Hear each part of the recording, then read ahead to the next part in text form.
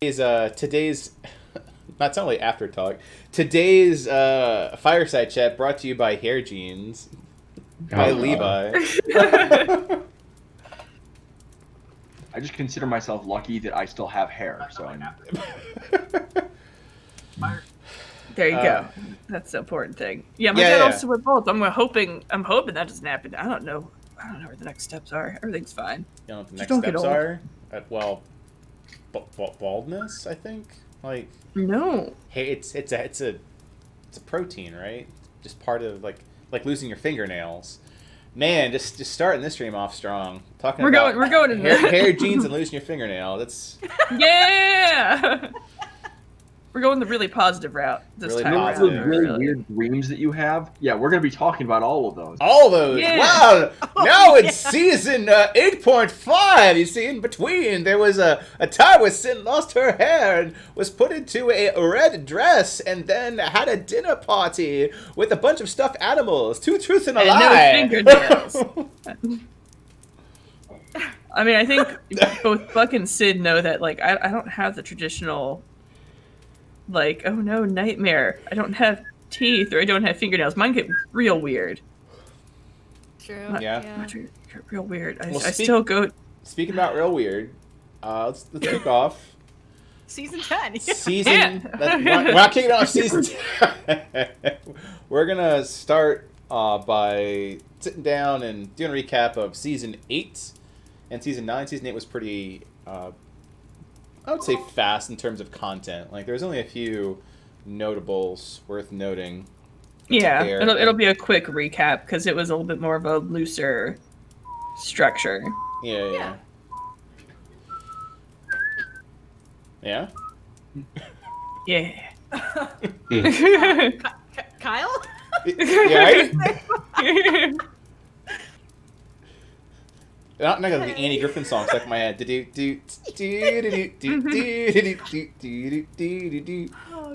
Copyright infringement. Please don't shut down the stream.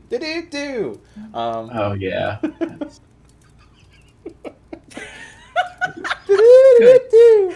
That's Today's the entire gonna be a stream. good We're day. just memes for days. All right. Yeah. So let's get off the meme train. Let's get off to the station of season 8. Let's Yeah. see. Season 8. At this point, I believe it's a year and a half ago. Yeah. Oh yeah, about a year and a half ago. Sounds about right. Where it's when it Ish. started. Mhm. So the format for season 8.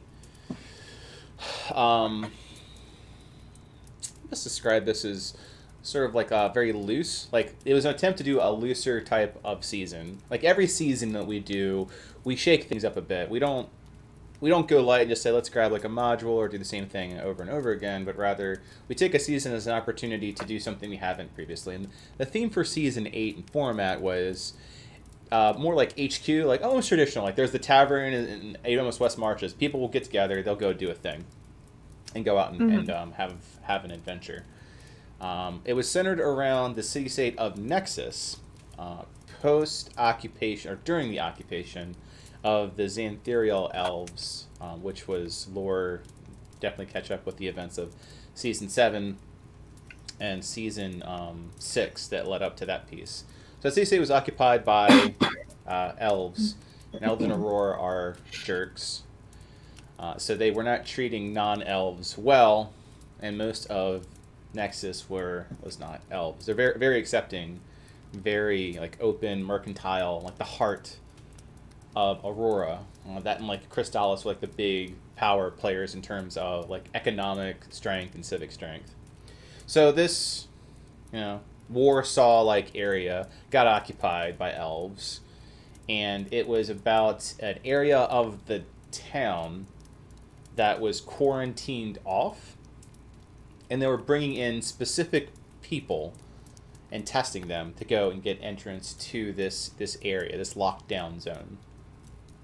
The people that were being selected had the ability to interact with an artifact that was present in Nexus that the elves knew about. So they were taking just randos that just had some resonation, like, oh, you are an O-negative blood type? Well, time to throw you in the thresher. They found out that wasn't working out all that well. The artifact itself was a large gate that was beneath an old building. So we're talking high-level magic, really old relic of stuff, because for those that aren't familiar, like gates and that level of transportation, it's pretty high-level magic. So it's anchored in an entire room. The randos they were doing were able to interact with a puzzle object in the beginning. It was a big dais, and there were 3 rings of the dais, these big circles, that you could select, like a circular lock almost. But the people that were down there only had parts of this lock that was native to who they were. Like, for example, like Sin had one of the numbers or the pieces to the outer circle, one to the middle circle, and one to the inner circle.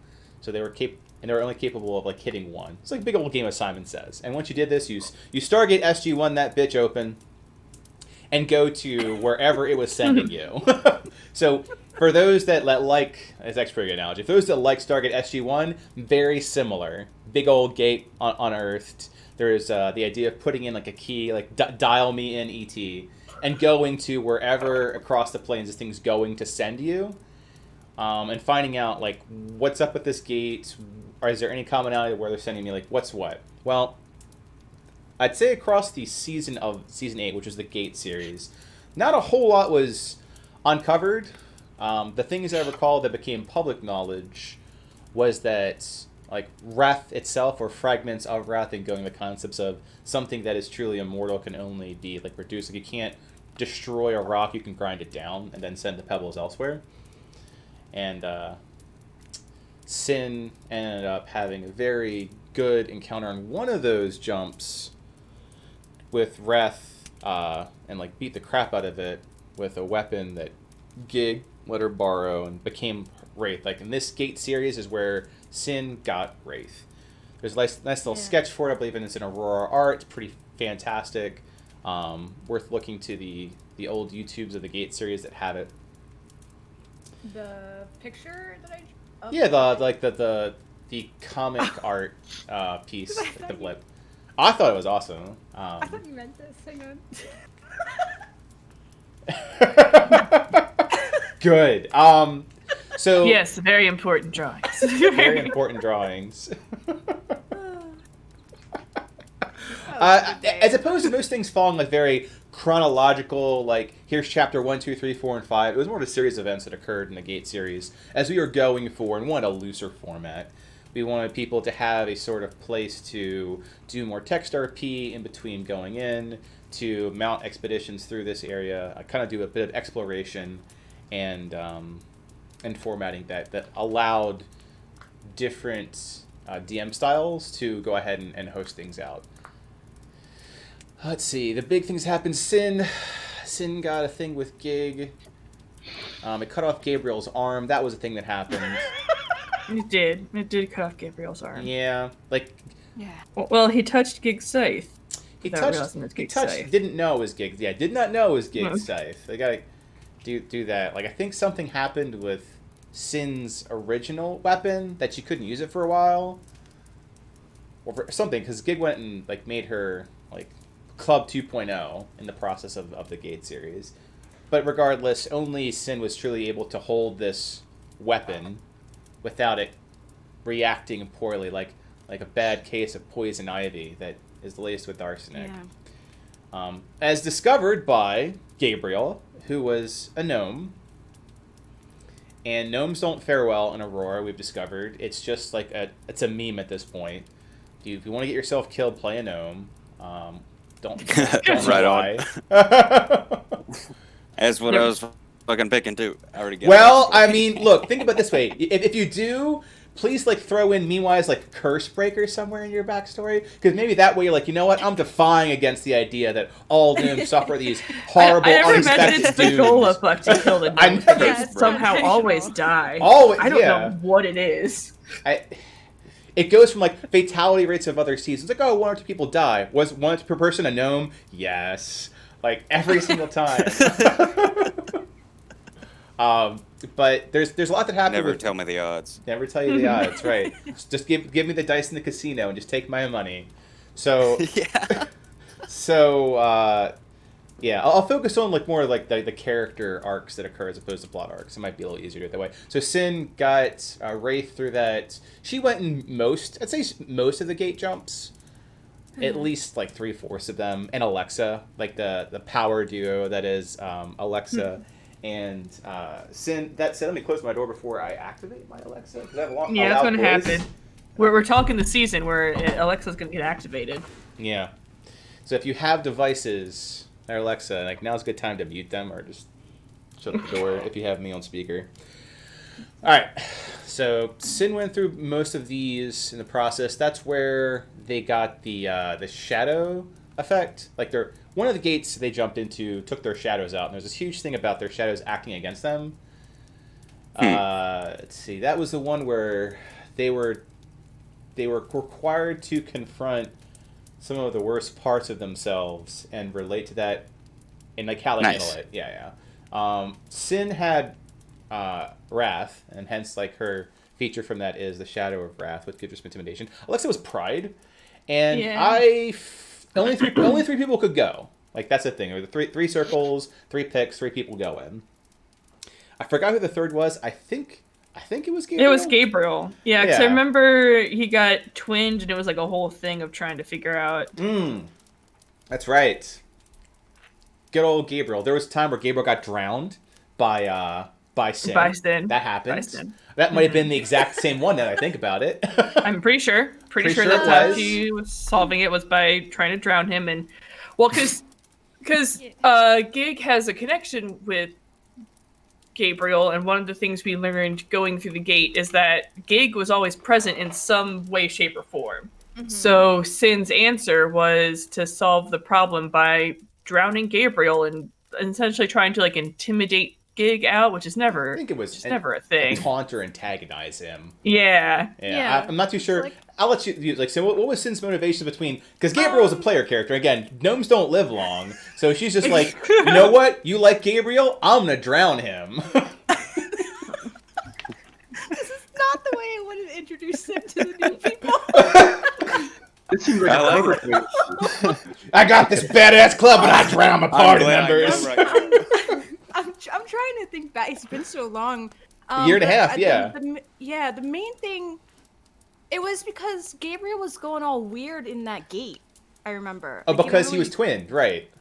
Yeah, and we also knew that Gabriel had some kind of connection with Gig, and like none of us knew like what was going on in that regard. And so Sin, was curious to see like how far this connection went. Like, is he just like another puppet to Gig, or is there like some more meaning here? Because like Gabriel was calling him dad and stuff. Devil dad. Weird stuff. Yeah. So there's a pool in this gate, like this little well thing, and Gig was talking to us because like he'd have letters appear through the water as you're looking down into this pool. And so me and Gabriel there, Gabriel's being all weird, and I just grab him by his hair and like shove his face underneath the water. And then I just keep him there and keep him there, trying to draw like Gig out and, asking him like, I'll let him die. I'll let him die. If, who is he to you? Well, and all this stuff. And I pulled him out in time for him to not like, KO, of course. Jesus Christ. Thanks, Paul. Gig being Gig got absolutely nothing out of it. So, but yeah, that was fun. It was worth a shot. It was worth a shot. Yeah. It was, as like the DM for that piece of it, it was very nice to take that, I'm going to challenge Gig for a second just to see where his line is. Because prior to, like, Gig's she's very Sheogorath, right? It's very difficult to find out where his lines are, or if they're even lines. Like, can you draw this line in the form of a cat? It's like, that's not a line at that point, it's a picture. It's like, don't worry about it. Make it fluffy. So, let's see. Reminds me of an angry Lucifer screaming at God. Yeah, it's kind of ironic. Lucifer has some ties into. We do a lot of, if you need a reference to get basis for his people, say, like, think of the Gate series as Scaria SG1 and work from there. Think of Gig as, like, Sheogorath or Loki or like Lucifer, depending on kind of day he's having, and work from there. It was really to make it interesting relatable. because Gig had told Sin, "Do you really want to see me upset?" Yeah, I was leading into that too. Yeah, good call out, Ed, was that Oh yeah. because Tim was like, I'll kill him in all these areas. It was alluded to that like there's a piece of breath somewhere in there, and always the group had some way of talking to Gig. It was always different. I think in that time it was the water was how you would talk to Gig. Yeah, That's why she drowned him in the water. Yeah, I think that's why you shoved him in the water. Yeah, and so in that specific, we'll call it a demiplane. Like in that specific demiplane, that's how they were talking to Gig. That's why someone's getting pissed off at Gig, and Gig's like, "Yeah," it's like, "I'll kill him." Like, you've never really seen me mad. Like your call. Yeah. It was very much like this weird standoff moment. I don't know. It was cool. That was the first time like Sin was trying to like really figure out what Gig is up to, and didn't figure that out. Of course, still doesn't. But just kind of trying to feel him out because I was still kind of new. Because Sin had met him in Avernus, and then briefly at the Battle Royale thing, and then the only other it'd be that. Because this was the first gate. This was the first time that Sin went from being a one-shot character to a campaign character, right? Prior to, she was in a series of one-shots. Because the other gate was when she got like knocked out, the icy one, and that's when she like. That's the other one I need to really hit on. Like, there's the icy one, there is the Craver incident, and then there is the some of the banter that occurred outside of the gate. And like Jacob, like there's a few like little bits of importance in the Gate series that tie some things together. So that puts a bow on the jump where Sin drowned Gabe, challenged Gig.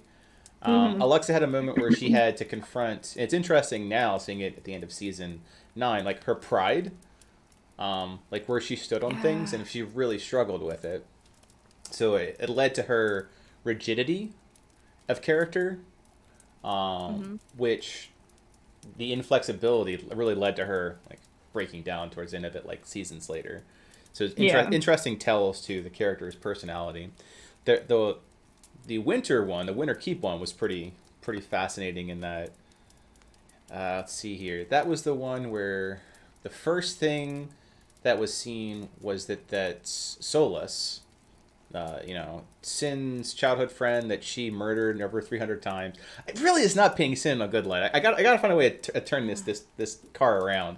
But yeah, she murdered her friend like 300 times as part of like being tortured. Okay, being forced by Jacob, who was mentioned more in this season. We can turn this in a different light. She did not kill Solus 300 times. She had to watch someone kill Solus 300 times and constantly bring her back. And was told that it was going to keep happening unless she was the one That's right. She had the switch that said no, but she chose not to pull it. The switch of no means she'd have to be the one doing the killing. It's a little different. Really evil character vibe, more of a tortured soul vibe. Oh, Sin is very well defined as tortured soul. That's like the tagline. Angry tortured soul, maybe. I'm a walking My Chemical Romance album at this point. I'm not okay. All right, so bleeding heart. MCR and friend, so I guess Evanescence. So she like dies a bunch of times, and her soul or a piece of her appears to be in a crystal. So Cisno, is this an illusion? Is this really happening? What the hell is going on? So she goes, full Sin mode, which full Sin mode is like, I am angry, and we are going to do this. And I think Alexa was not here. This is when we learned that if you ever go somewhere, Alexa was not there. Right? If you ever go into an area, bring Alexa or someone like Alexa. Sin, Craver, and Sky in the nice one. Yes, and Sky. The only time I was not there. And it was just like, this is what happens, guys. Yes. And it was a shit show in that towards the end of it, just about everybody almost died. They went. I think it was a bit of overextending. I forget exactly why it was that the overextending happened, but they were exploring out. They ran into some traps. They ran into some provoking some fights that turned poorly to the point where everyone was going to get knocked out. I think that was the only time that Sin got knocked out that I can recall on recent record, right? But towards the end of it. Sin knew that Gig was here from previous jumps, like the one where she drowned Gabe. and literally mentioned like I'm ready to make a deal, because it seems like Gig at this entire time was really courting her to work for him, and this was either the time of need or a convenient excuse, whatever it is. Like, this was the time to make a deal, if ever to make a deal with Gig. So she did. And then, unbeknownst to Sin, Sky also made a deal with Gig that later backfired a little bit. But the important thing is that some person took them out, did a bit of an ex machina situation with the deal, and removed them. But it also left Solus, or the assumption of Solus, in there, and an orb or a piece of a dragon, which they fought earlier. And that ended up being identified when they left, like battle bruised and nearly dead, to being a piece of Ty. And the idea that if Solus is broken to pieces, Ty is also likely broken to pieces. And these are just the idea of lost souls and what happens to them. And the theme reoccurring that things can't be destroyed, just some things rearranged. Exactly. Like, it's the idea of persistent of energy, right? Like, things like just get the whole restructured. cycle of life thing. Deep into that. Cycle of life. All right, so this goes into the Craverning. So I think that Craver, with his backstory, was that he fought like way back when, like an earlier game, which again, check season 6 out for that. The long story short is that he was involved in a large conflict. It didn't go well to him because he picked Team Bad. Team Bad lost, and he's a bit upset because his bloodline was supposed to be on Team Good, or the Targaryen, so the Silver Dragon bloodline was supposed to fight with the Team Good. He went with Team Bad. Huge scandal, mass hysteria. Well, he's back, but he's not as strong as he was before, and he had this idea that he was going to use something of his future bloodline, kind of like his great grand nephew, something to that effect, to restore his lost power. Well, he did, however, articulate this in front of Palo. Well, which if Gig is like the axiom of crazy devil, Palo is this axiom of like archangel side, just benevolence. It's like, I'm going to go ahead and sacrifice a person that, like King Arthur here, just so I can feel better about myself. And Palo was like, no, let's not do that. That didn't go well. That led to some misunderstandings and a ritual to save Craver's soul, because it was set to, for lack of better words, detonate or purify. And if he was purified, he'd be okay. And if not, the same thing of persistence of energy. A lot of his not goodness would be sent out just the way that the other soul was, and what you have left might not sustain yourself on the material plane. I digress. So I was like, well, we're not too sure how well this is going to go. It's a little bit of faith here, a little bit of requirements of preparation, because if he does not take care of this, the concept was he is a ticking time bomb. Like, he would detonate, and this is a very enclosed area in Nexus. Likely a lot of Nexus would suffer collateral damage. So, side quest, Alexa, Sin. God, who else went? I can't remember if Gabriel was still going, because at this point I'm pretty sure he was short an arm. His arm didn't get cut off yet. It was after the fight, because that's when Gig's scythe came crashing down after. Okay. Fantastic. Okay. So right, because he had appeared like on the ground, and that's when she got it, I'm pretty sure. Correct. Yeah. Timelines being what they are. So Gabe was in that one, did go to Freeport, met some of the other party from Season 7, the Relic Hunters, like Trash and Roya and Ford, Seek Relic Hunters for that piece. So it was a crossover of different campaign groups, which was a nice set, except for the fact that they didn't trust or like each other at the get-go, so there was that situation. But they eventually did get along enough to like trust each other to get some of these materials they need to perform the ritual, because these materials are also need to be used for other people. It's kind of like, cool, my one silver key goes to my one silver door. It's more like, no, I've got 10 gold pieces, who gets to eat tonight? So people were rather conflicted about limited resources. At the end of the day, I think it was Alexa that made the deal that she would make sure that she got everyone their equivalent of these resources for the reasons they need it.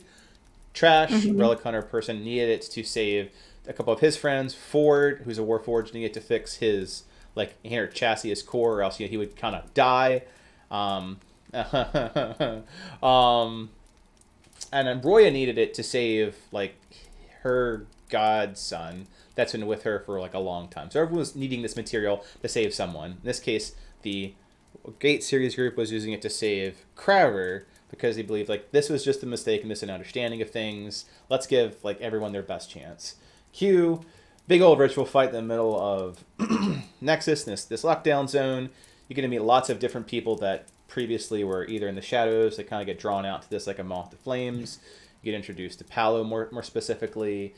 Gig kind of makes an appearance.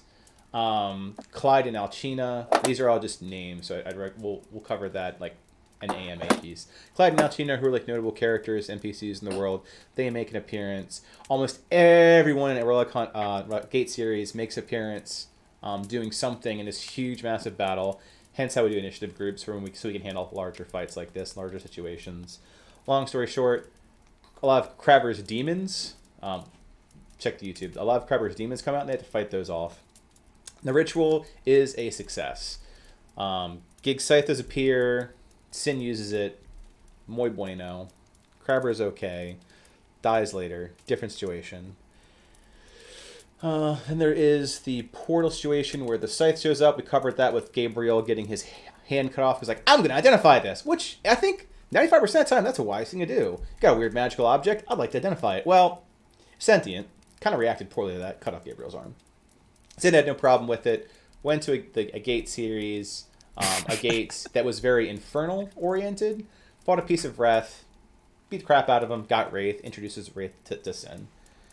I think there's one thing. Solus's appearance after Kravor's exorcism. Yeah, good call. So, yeah. So during the exorcism, she appears. So like she appears during like all these people coming in together and being pulled away. One of which is Solus, mentioned the person that died a lot, and Sin's tortured backstory. She appeared and was just helping, very healer being. Like everyone gets a heal. You get a heal. You get a heal. Everyone gets a heal.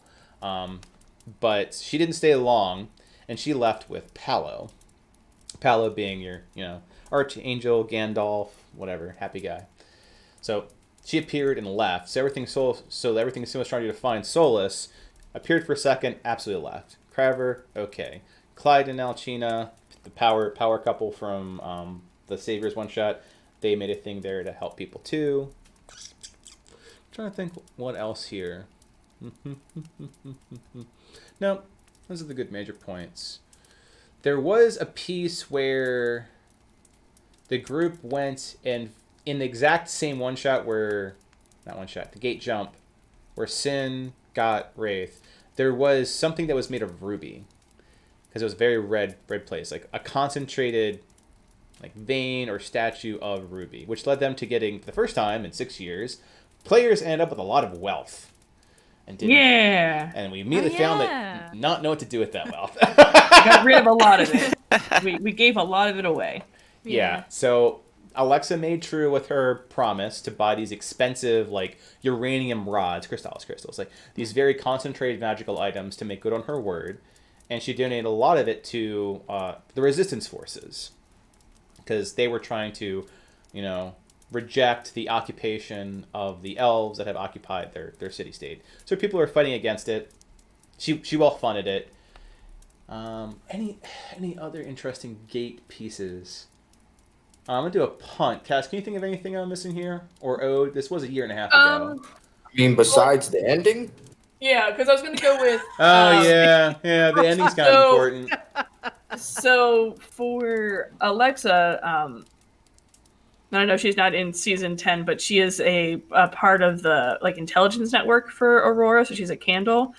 So she was taking the opportunity, she kind of played double spy in when they were in Nexus, where she was essentially, the elves believed that she was providing them information on the party, but she was also in her own way trying to figure out what they were up to, and that's why she ended up giving money to the resistance and everything. But her stance at that time was very much like, if if you're very powerful and I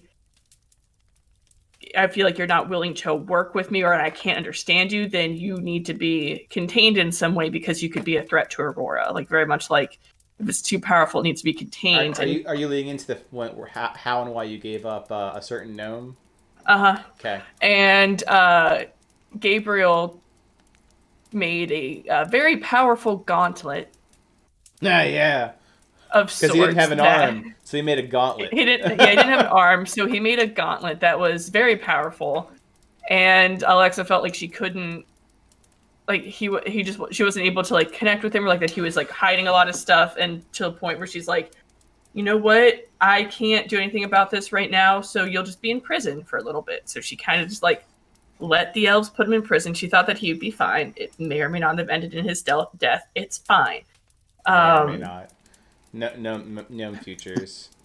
The biggest thing of note, which I think we did not go over, was in season 7 there was Starset Lake and like the creation of the gauntlet and everything. The finale piece, yeah. So let me cover that, as that was a good, cherry on top for the season. Because one, Sin broke the fucking gate. Let's start there, right? Like. She's like, I'm going to solve this problem with sufficient force. So she takes this newly forged magical object. I'm now thinking back like how Ozzy used Reap. It's just a common thing, I guess. It's like, I'm going to hit something really hard with it. So she hits the gate, the highly magical gate, really hard with this newly forged magical item. And like just breaks it. Like the idea of being on a spaceship. Yeah, it's like being on a spaceship and like, you know what, hatch door, I don't like you. Yeets! And then like cracks the gate. They all get pulled in, and they find out that in Aurora we're very good on some like key tenets, like do not fuck with time travel outside of basic things like time stop. I'm always very clear about like you start talking about time travel, you either become Doctor Who or you fuck up everything. It's just what you got two places that you can stand on this. Well, looking at this, I'm like, well, you just fucked up a major artifact that's time and space. Well, then you're probably going to fuck up time as well as space here. So, what do? They go 6 months into the fucking past and get stuck in the demi-plane, or the place that a Season 7 event happens, which is below Starset Lake. And they got to participate in something that already happened and tried not to overly alter what had already happened, which was like Gig and Ty and a bunch of other people fighting off infernal forces when Atlas, who's an active fact piece for the Saviors group, when Atlas was being born into the material world. So let's see here. They go in there, they fight. Rules of everything are fucked up, which I thought was pretty interesting. Like, I forget who it was, but they really had to realize that you had to miss to actually hit them. So Sin was really struggling to do it because she has reckless attacks, which is actually making it harder for her to do damage to a few of these things. Mm-hmm. It was like an upside-down world situation. Trap room. So that happened. There was the book, because the book of Capra was on someone's person, and that ended up duplicating, because now at the same place and time there were two books of Capra, and Ode, who's currently in Survivors, has the book of Capra. So now there are two books of Capra, and one ended up containing the essence of Wrath that eventually dies. Now there's a duplicate book, may or may not show up in this season. You'll see. The big thing is that that shell of an astral dragon, effectively what it was, is what a builder, which was Gabriel, used to fix his arm situation. So, shell of an astral dragon, Infinity Gauntlet situation. He's like, I have the power! Well, that power really bothered Alexa, and she kind of handled it as she did. Paolo, again, your archangel, good boy, Gandalf the White sort of character. He was like, what the fuck did you guys do? And like, Alexa's like, my bad. And Sin's like, you ain't my dad. And Gabriel's like, fist! So fine. he's like, you all are gonna sit in timeout for 6 months, and he kind of hid them away in it's like you will talk to nobody, you will send no letters to anyone. You're gonna sit here, read, and think about what you've done. So they sat in the forges far away, like an island, until time caught up with itself, and then they sent them back as though they returned through the gate, which is then when Gabriel kind of got arrested. There was one thing too that was on the tip of the tongue. Super important too. Nah, it'll come back to me. I don't want to interrupt because I'm enjoying this, but just giving you an update of the minutes so far. Yeah. I'm glad I have like a media scribe. Since it can't be seen on stream, I'm gonna read this off real quick because it looks pretty accurate. 1, Sin cut someone's arm off. Well, technically it was the magical item reacted and cut someone's arm off. Only Sin could wield the object that likes cutting people's arms off. Don't play a gnome, safe bet. Turn Alexa off, also safe bet. Yeah. Sin kind of wants to attack a lot of people. I think that's also a safe bet. But you know the right type of people generally. I don't think that she, outside of drowning Gabriel, has. Wait, no, because this season she also bar-brawled with Gig. And yeah, the Gate well, series, but that's this tiefling saying hello. yeah. Yeah, Buckland wants us to suffer. Can't really refute this based off the way I'm talking the past 30 minutes. It's like it was like Stargate, sort of. It's true. It's a good base of understanding. We want to make these concepts relatable because we kind of go out there sometimes.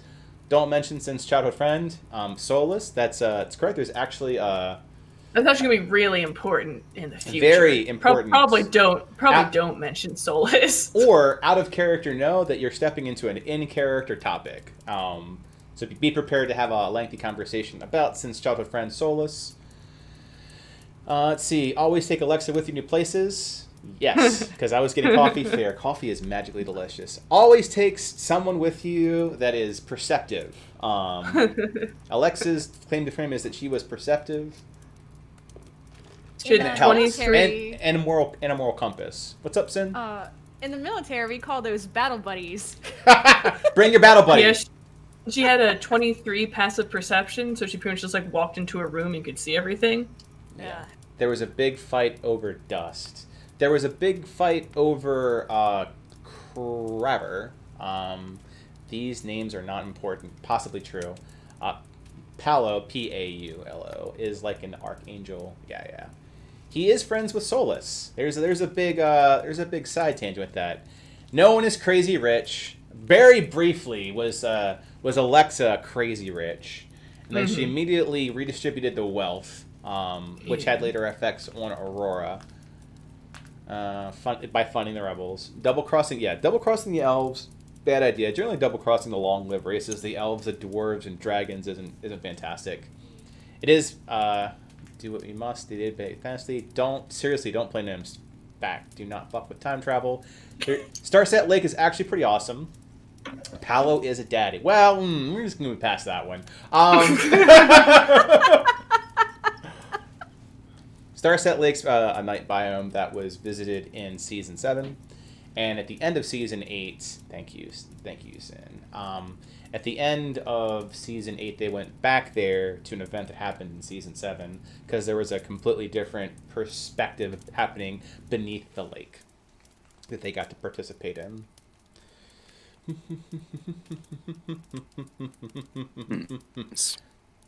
All right. That was how things ended. And then that's what I forgot. Jacob White. So Jacob is a big part of Sin's backstory. Again, tortured soul. Most person that was responsible for orchestrating the torturing is a very wealthy guy named Jacob. He appeared and effectively allowed the use of his property, which was noted to be Sin and Ford, to pursue the Elder Things. Like he gets along well enough to make deals with the elves. And Sin managed to not murder his face when he showed up, which was very good. It's kind of alluded to, he'll just resurrect himself, like not quite like a lich, but when you have a lot of money, you just take that finger of mine and bring me back to life. Thanks. Gate series, factoids. The bar brawl. There's a good text RP with that, which kind of help leans into how Gig reacts to things and how Tiefling culture is very, like, speak with your passion and your feelings and your fists. Not like, well, I guess sometimes you cry it out. Depends what's happened. I'll probably be crying it while punching something. Nope.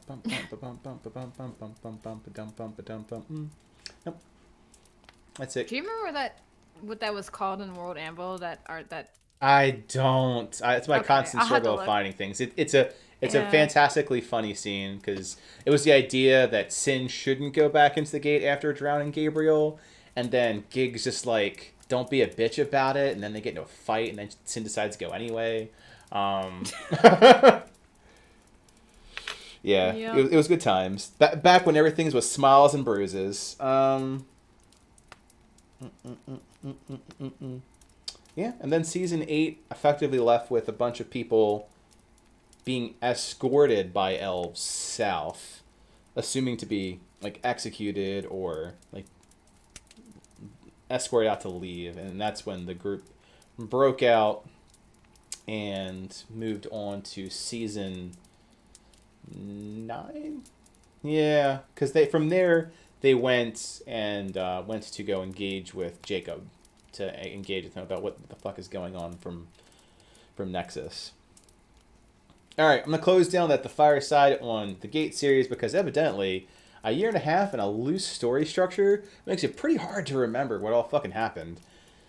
Yeah. Anything else? Yeah. All right, going once. Anything you remember? Ode, Sin, Cass. Did we talk about Nova? We didn't talk That about hasn't Nova, but happened that yet. happens That's in going to happen season 9. Season 9. Yeah. What? Was it season 9 or was it when? Oh, okay. It was Season 9. Yeah, like tell me what you're thinking, because until there was a brief mention at the end of the season 8 finale that the person fighting in Beneath the Lake was someone that looked exactly like Solus, which made things very confusing. And Nova happens, I think, because you're thinking about Nova. Nova was a one-shot when everything happened with. Yes. So we'll cover. Yeah, I think it's important to cover that Gabriel. one-shot piece because it's like the demise of a gnome. So the idea of containing Gabriel didn't go as planned. Like they took Gabriel to the equivalent of like Gnome Tanamo Bay, and spent a lot of time. Like torturing him and trying to extract information from him. Like that gauntlet that he has is an important object, and they took that from him. Like with the cleaver. So like he lost his arm again, and now the gauntlet of happiness is no longer there, and people went to go rescue him. I think that's a case where like Alexa did go back, right? Or no, it was Cass and Alara. Cass and Alara, who's this group. So that's the idea that they took him close to where the Saviors are, which is near Oakvale. Alara found out that like someone he knew, because Gabriel was also traveling in that season. He's been in more than one season. And they went to go help him, introduce like a character like Frederick, which I'm not going to get too much into Frederick or Diane at the moment. But Frederick, Diane, Alara, Cass. Was there... I feel like there was more people than that. But regardless, that group went to go rescue him, or at least find out what's going on with Gabriel. That's when Nova was introduced, because Nova's fucking crazy. So Nova looks exactly like Solus, except for she is like Loth level sadistic. Like was torturing people in there and causing people in there not to die. Like dying would be good. It's like the idea of infecting them with something red and crystalline that made them power word pain effectively. Like whole entire rack with pain, constant electrocution to the nervous system, just agony. But that's a sort of thing that she fed off of. So when they run across her, one, she wasn't right in the head. Clearly. Was she ever right in the head? Like specifically Nova? Specifically Nova was never... Not really. I don't think she was ever like truly right in the head. She sees the world very differently. She sees the world through the lens of pain is fantastic. The world needs more of that. Oh yeah, because like for context, because I know we mentioned that there was like a part of Solus and that like people kind of split. The reason that this happened with Solus is because Sin is, something called a breaker, which she can choose, like if she kills something, that they essentially break off into many bits, which a builder can then kind of build with. And Solus was the first thing that she killed like that, but she didn't realize that she split her off. So there were essentially two parts of Solus. Solus, which is the part of Solus that was a little bit more of what Sin knew, like, nice, kind, it's like understanding and everything. And then there was Nova was essentially created, who was all the pain of every time that Solus was killed. Nice. By Jacob White. It was just all that pain put into one being. And when Sin killed her and everything, she was just like the embodiment of the pain that Solus had to go through. Yeah, so she was yep.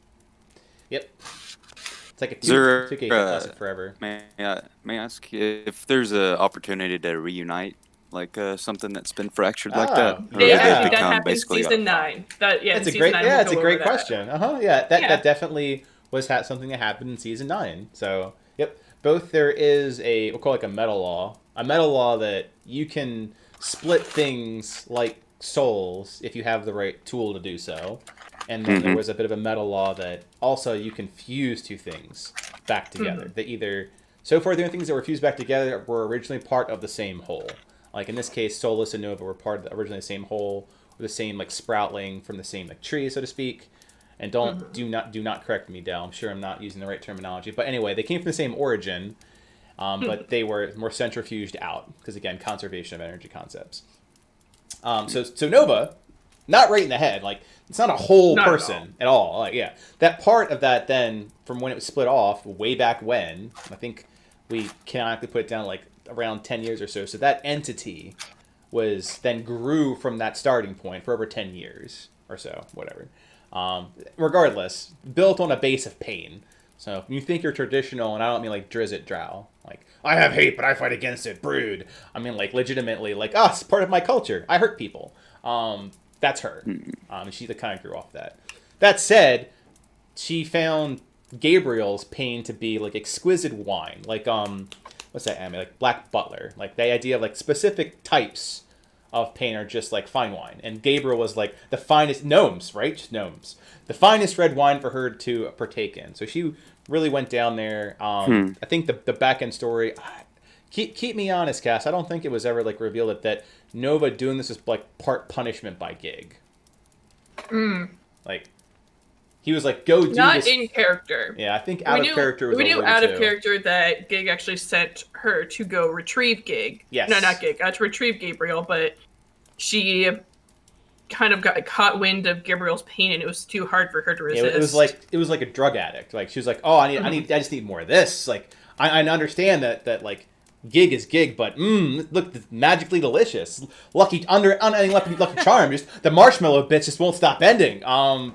So she went a little overboard. By a little overboard, like killed a bunch of guards, took over Nomtanamo Bay, like just had a fun time torturing Gabriel. Gabriel had that nice last stand moment where Cassandra, who's a very self-sacrificing martyr, protector, den mom type character. Always looking after people. Like Gabriel is like, hey, like you're always protecting people. Like I'm gonna protect you. And then he like kaboomed. So Lucky Charms everywhere. The group escaped. Alara like multiple times almost did not, which I think the major part was as like Frederick, who's like has some weird PTSD with her, like just screams in her face like, your face makes me scream, and not like in a fun way, like in a night terrors way. Kind of like helped her out through all that piece. And Gabriel then became, talking about being split once, Gabriel got split four times from a result of this. And he's now a bit of a, kind of like the speaker for, like an ambassador speaking piece for the Elder Elementals. His concept was very based over the Elementals. So it kind of, although it kind of sucks that Gabe died, seeing him grow on to being like the speaker for these creatures is kind of nice. Rip Gabe. So this split concept basically works for everything in Arhor'ha? Yeah, because it's a highly magical world, so when you start meta lawing splitting specific magical things, You can get some unintended effects. Sometimes it's just an explosion. Sometimes it is a stabilized reaction. Huh. And is there a separation between the physical realm and I would just call it spiritual realm because I don't know the terminology as far as the splitting goes. Yeah, they're rather intertwined. One way of looking at it is, much I hate to say, like, think Star Wars like the Force. Like, true blood, was it? If I have no blood, I still have the Force. Like, yeah, but at the same time, you still need to be alive to use the Force. And there's different types of magic, so it also depends. So, like, if you were... We'll table that for AMA, because I think that's a great topic, how magic works and the magical meta laws. All right. Yeah. Like, that itself, I could run that for about an hour. But long story short, yes, there are laws for it. The physical and the magical world are connected to a latter point, like the divinity piece of it, also connected. You can take things and split them. Doesn't always end well. Sometimes it does stabilize. In this case, Gabe was a bit of entity, and he was split 4 times over. He was the only person so far that was split 4. Most cases, it's a 2-way split, such as Nova and Solus. So that was an important one-shot that set up pieces of Season 9. Any other questions on like things that happened in the menagerie that was the Season 8 Gate series, because the group then escaped, went south? And the one-shots before I roll into Season 9. For something that's short, something that actually took about an hour. Yeah. Yeah. Huh. Guess Well, there was because a lot of it was shit. less linear lore. It was more of like... Yeah, it's like someone took like put their hand in a bucket of paint, just then winged their hand at the canvas. And it's like, hey, look, stars. As opposed to like drawing something. All right, so constellations aside, we'll go into Season 9. Season 9 followed, a three arcs. So they were a little easier to follow as a result. We went back to a traditional arc format as opposed to a free form. No longer will it be stew and throw in your favorite thing into the hot pot. It's more like you will have a vegetable, you will have a protein, you will have a grain, and we'll call this a meal. So 3 arcs. The first arc was the Shirley arc, or I call it the plague arc. Right. Again, I gotta stress this. Before COVID hit, we had this started because it was about a widespread pandemic on Arhor'ha. I felt real bad when we got like a few into it, and then COVID hit. But regardless, mass pandemic. The idea is that there's been a problem that's been mounting, and you saw it started as early as the 7th season. Kind of goes the idea of agency. If you don't investigate things, that's fine. You'll only ever be able to scratch like a third of what's out there without going crazy. Being completionist doesn't benefit you either, because time moves forward. But there was one such plot and ambition that was being pursued that involved the corruption of natural things. And by that I mean like plants that were becoming more diseased. And disease in such a way that they drink blood. It's not specifically about water. Yeah. Yes. Very dark druid stuff. Corruption. Yeah. Very dark druid stuff. Very, very Circle of Shadows crap. So this got out of control. Way out of control. At the start of Season 9. Like, people weren't... Like, it wasn't frontier towns that you expect 1 to 3 years, and most of them don't make it. Like, there's plenty of food, so where you feed, you breed. People can try to like settle the lands, but it's just very Feywild savage. It's very difficult to survive. So plants killing people, it's okay. It's kind of expected. Wolves ate the child. I feel bad about that, but they're wolves.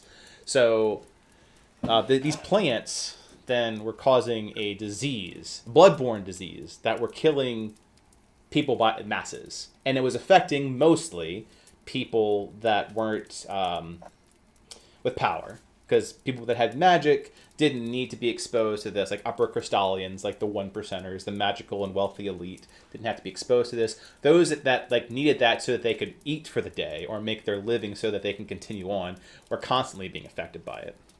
So it caused some social tensions for sure, and there was a group of people that really wanted to end this. introduce NPC Clemens, which you'll be seeing him very shortly next Saturday, as they did a call for his assistants, Clemens von Wolfengeist, who's a tie back to threading back to season 6, who is the son of the antagonist who attempted to end Arhor'ha, or at least bring upon a revolution, which is kind of ironic because revolution doing that now. Yeah.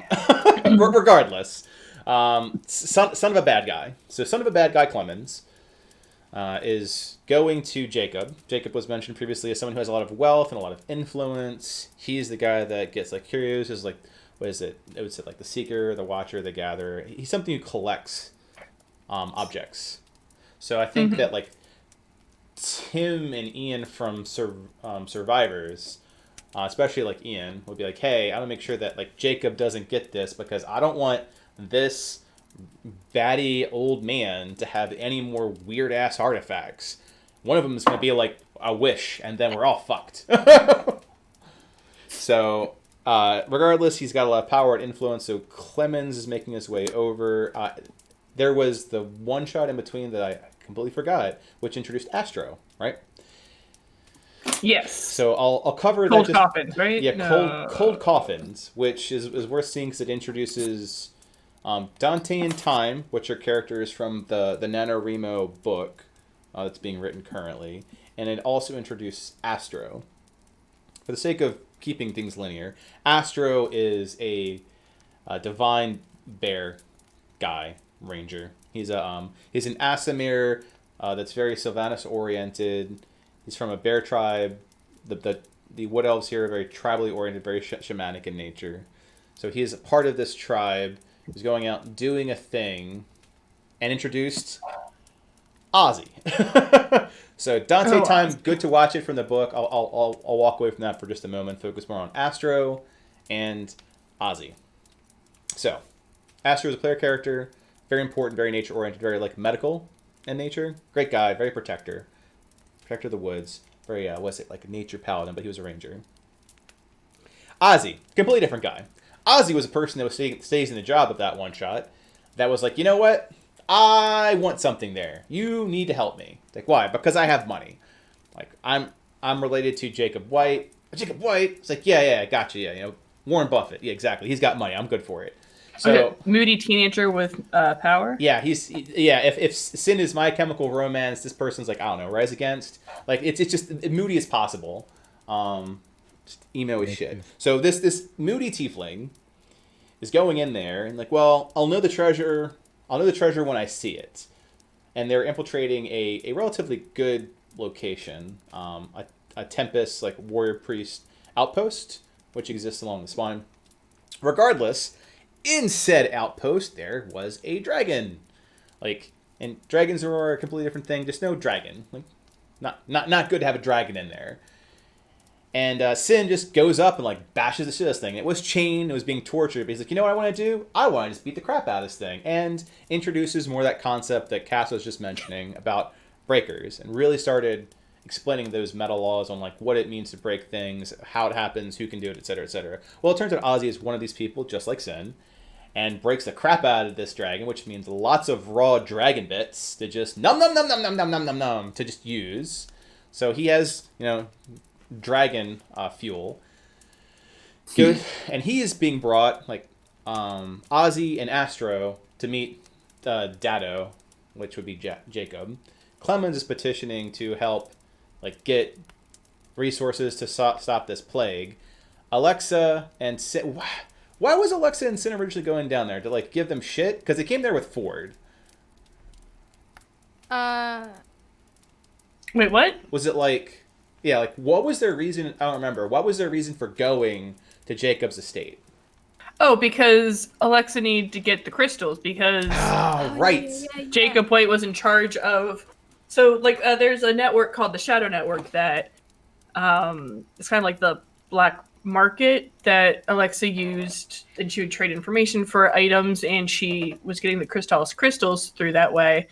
But they were using Jacob White as like a way to procure it and to get it to her. And so she's like, well, I bought these crystals. Let me go get them from Jacob White.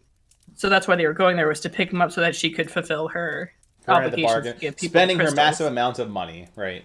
So she went out and said, you know what? It was like 400,000 of my gold pieces, like majority of my money, something ridiculous. I'm gonna buy 4 of these fucking crystals. And it's like, done. We'll have a buyer. You know, they'll be shipped over. They'll be delivered to the people that you said.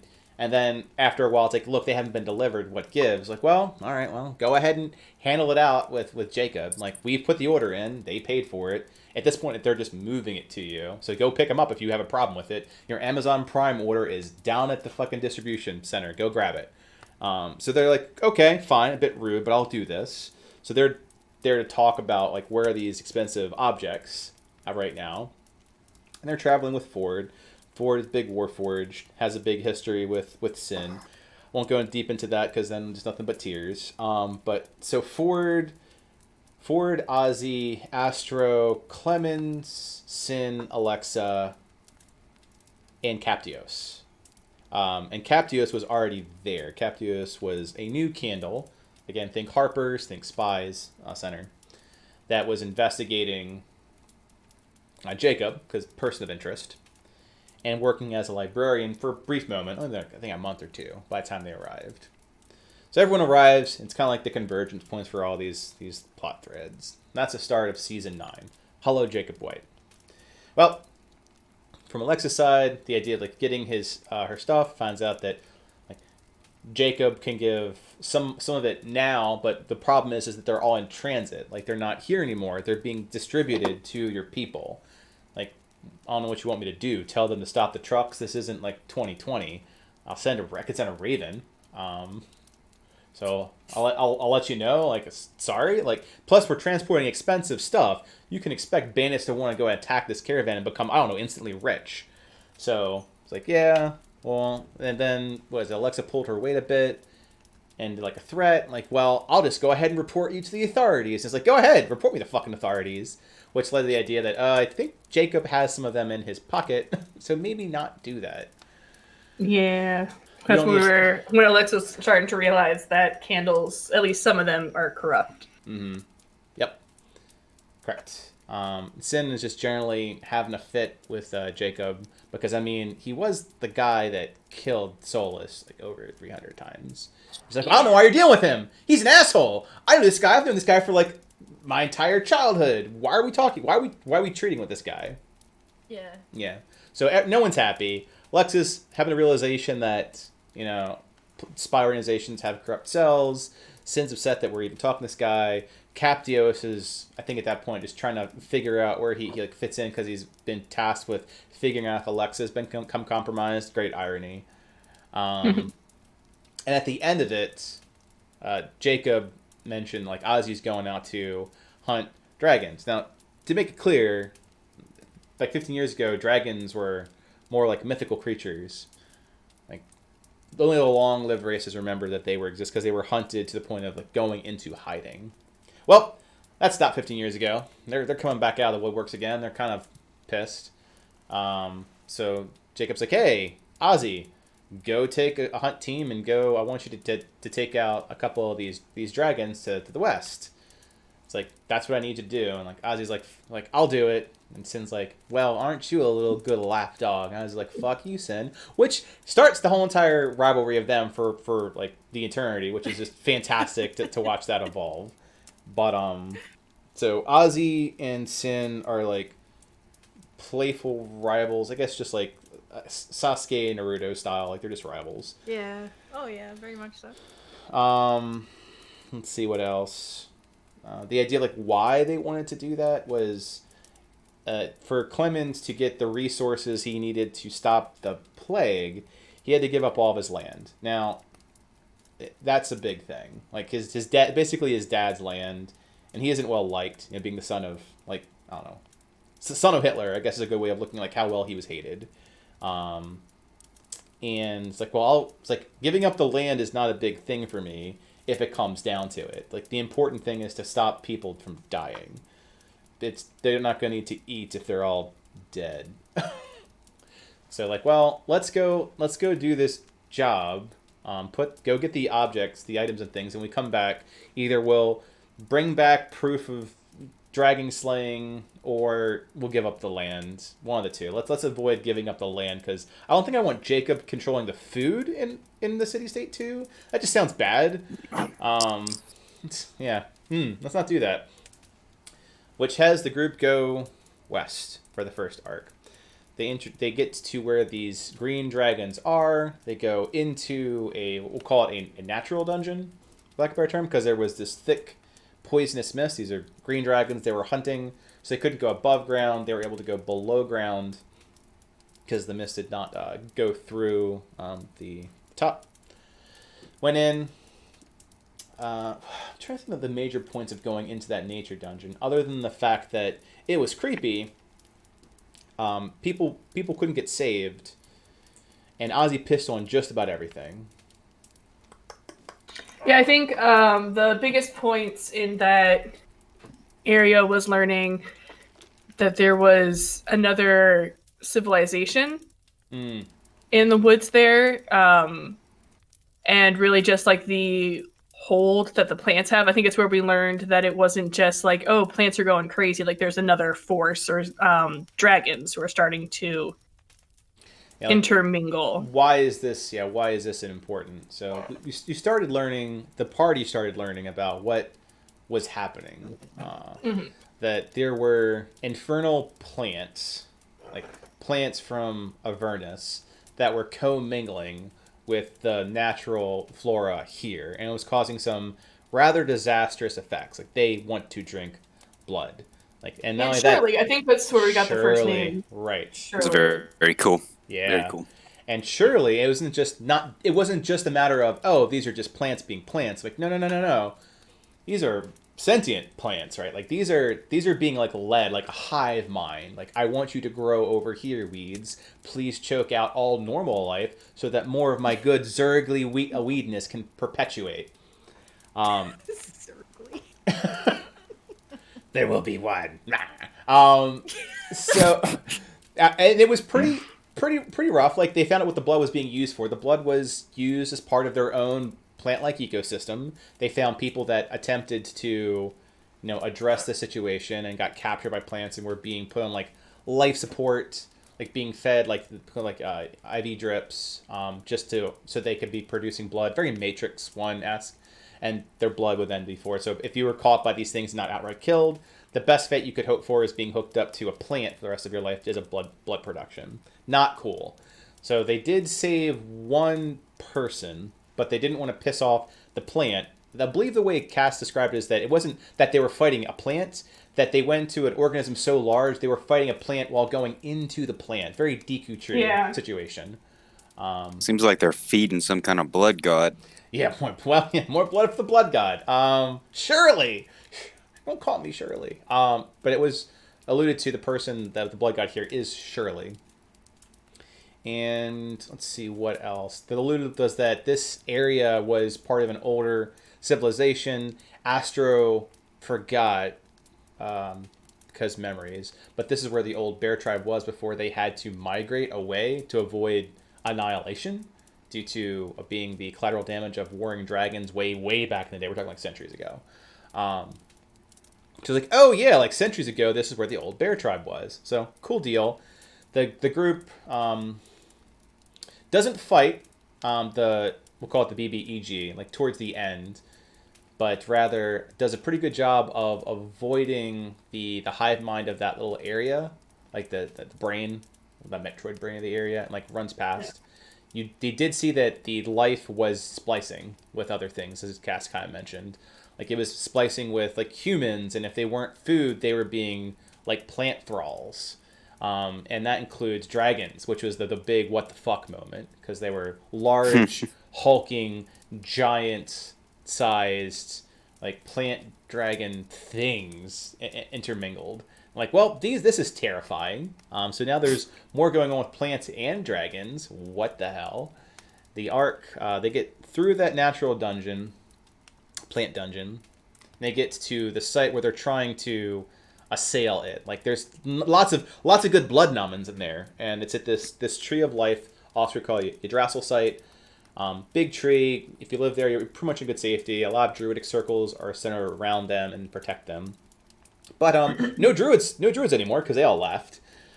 So instead, it's a bunch of refugees that are like maintaining this area, and it does have a druid. And they find it because the path to get there is very Narnia. You have to know where it is. They rescued a person, so that rescued person was able to show them where it was.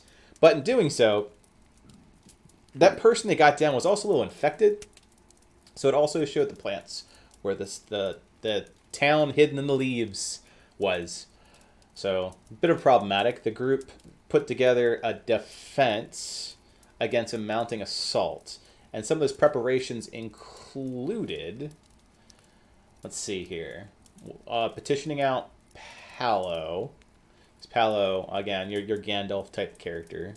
He helped give some predictions because he could, let's say, see the future is the best way of putting it. He was very good at seeing things. Palo, good old Palo, and worked really well with Captios as like a bit of a father figure for that person, and helped him like navigate like what are some big brain things we can do. Can we get pesticide for this maybe?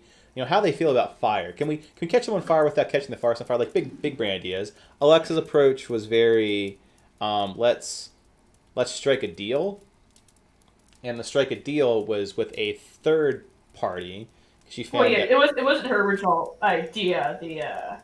Yeah, she didn't say, "Hey, let's go negotiate with the enemy." It was more, someone saw the opportunity to negotiate with her, and presented a deal to her.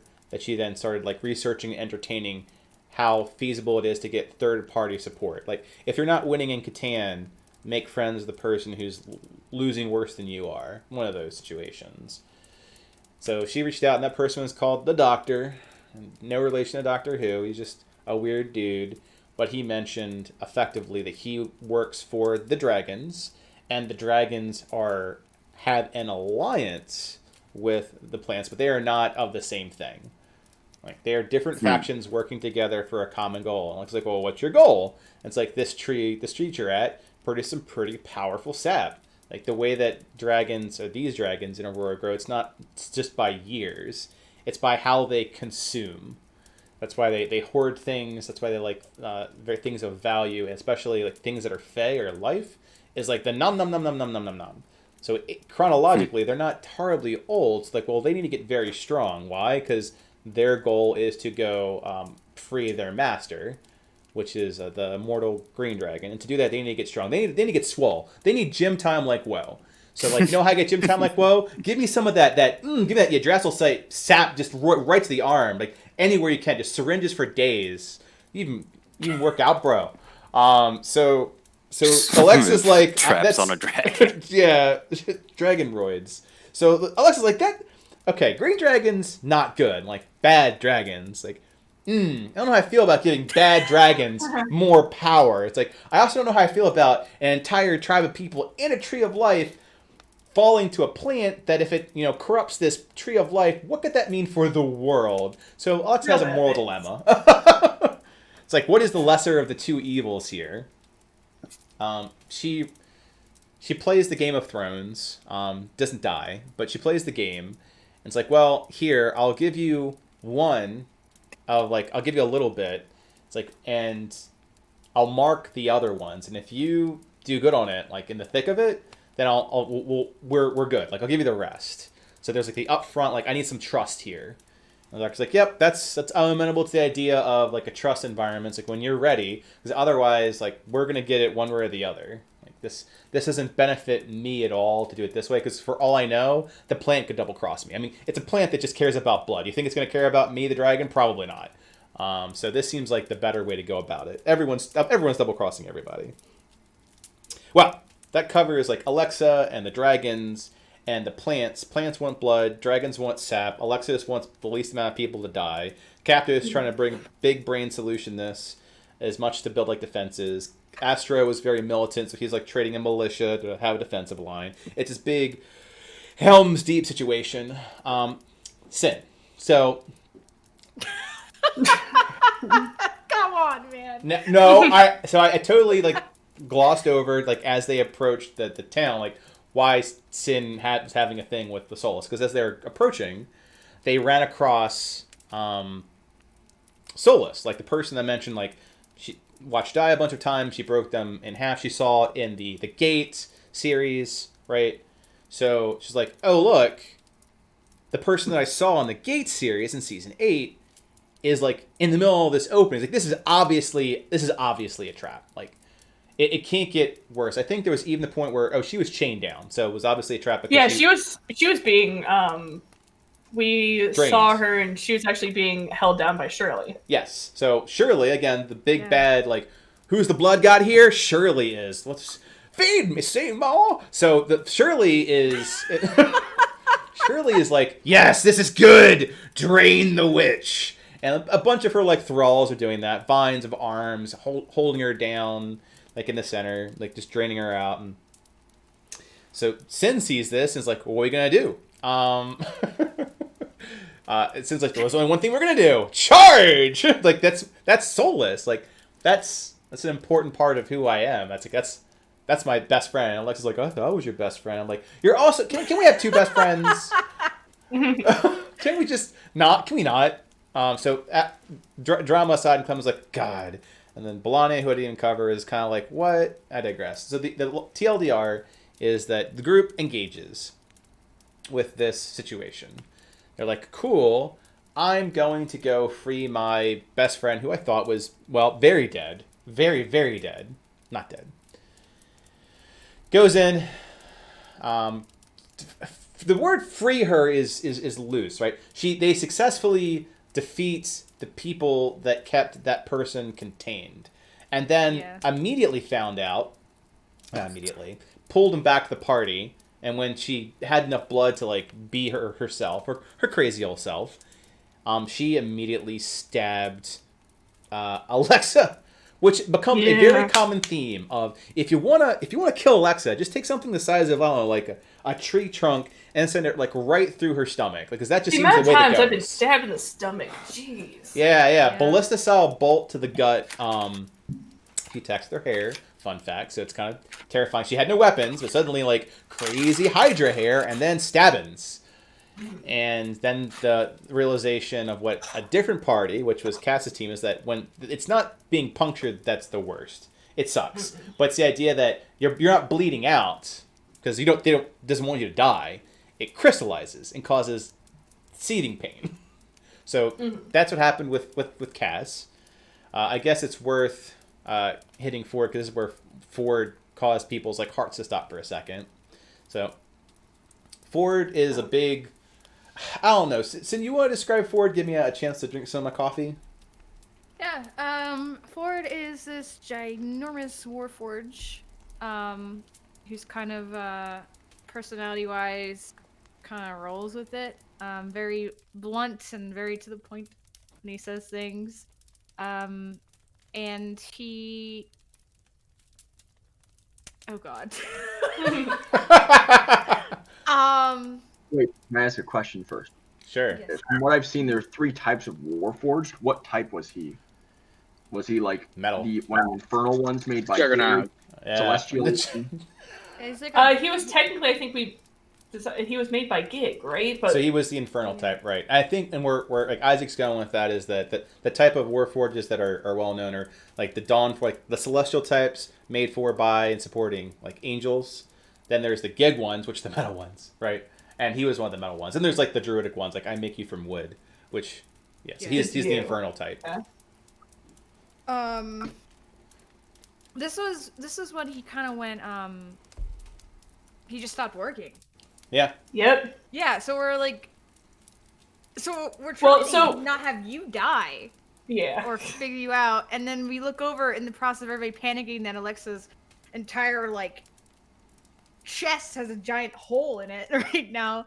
And we look over and Ford is just like offline. Well, because he had to use to understand what Ford does, he does something that's like resonating, which is like really fast shaking. Yeah. Now that I think about the survivors group, I think we really need to hit on Ford hard. Yeah. So it's very Flash-like. It is very Flash-like. Yeah. Thanks, Orion. That's a very good way of thinking of it. So mentally think about like how if you've watched the Flash, like lots of shaking and how it phases objects and changes their composition through frequency. that Ford as a Warforged, the idea of like the Red Fleet and the Assault Warforges, he was an Assault Warforged, but he is equipped with his like core, like that makes him like his soul, and connected to it allows him to utilize his soul or his core to then like resonate and change the frequency of specific those metal law things you're talking about like previously. Yeah. Like, hey, what does this matter look like? It's like, well, I'm kind of fucking with magical things and possibly soul things. You really shouldn't just do this lightly. As discovered in Relic Hunters, like with trash, like you almost killed me, buddy. I'm like, I don't have a manual for this thing. Just trying not to die. And his his soul, his core had crystals in it, which is one of the items that Alexa was trying to, purchase for him. So because we didn't have all the crystals yet, he was kind of couldn't resonate as much because it could kill him because he's using all of his power for that moment. And with Alexa, her blood was starting to turn into crystals, so he realized that he could help stop that, but he was going to have to resonate, which could potentially shut him off. And he didn't kind of tell people ahead of time, like, hey, by the way, this might kill me. He's just like, nope, I need to save this person. So while because Alexa's in searing pain, she had kind of like retreated into her mind to just kind of preserve whatever she could without just being pain.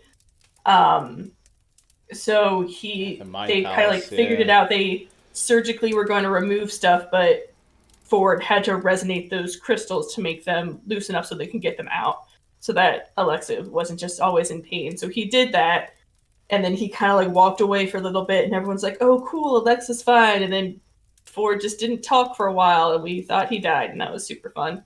Yeah, like one of the main reasons that you're going is we don't have time for you to figure this out. Like if you don't get this Crystallis crystal to Ford, like he's only got months to live. He's like suffering from the equivalent of a terminal illness because of the broken cores. The idea is like he might be equipped with this thing, but a Warforged was never designed to handle it. Like almost experimental. Like it was never designed to be able to do this. So the more you lean on it, the more you're eroding, kind of like your heart, giving yourself a literal heart attack. So like, well, we're going to Jacob White, which kind of goes back like why they were there. Like we need that one now, like pronto. And even if I think that little thing that he gave you, like the small piece of it, there was that moment where you opened up his core and did like open heart surgery with him in the middle of the fucking forest. I forgot about that. It's like, oh, it's okay. It's like you could cause a chain reaction that kills all. Let's do it. Let's go bone. Go home. Play some D&D today. Let's replace this crystal. And was it Wasteland 2 ending? Boom. You press the button. It did. That said, like a lot of bad things do happen, and we kind of like hype them up because it's good stories. But that one was like it was spot on. Like when you guys convinced Ozzy, which we'll get to later, when you guys did that open heart surgery, it was really good. Nothing bad happened, but it was a stopgap measure. So think Iron Man 1, and that like cool, your heart has shrapnel in it. In this case, it's magical crystals that want to, get inside your blood system and cause you endless pain to your nervous system. So, Ford did that while he did surgery. He turned off. Everyone stopped for a second. I think Sin got like really upset with him. Like, don't you fucking dare do that. I'll kill you. I'm like, of course you will. It's adorable. You should see some of the pros and XRPs of their interactions because it was very, I don't know how to put it. Like, I think blunt, go with the punches is one thing, but it was very, didn't give Sin a lot of room to bullshit. Like, it's okay. It's like, nope, it's not okay. Like, and you are lying to yourself. What's up, Brian? Yeah. He's very matter of fact. He's very matter of fact, yeah.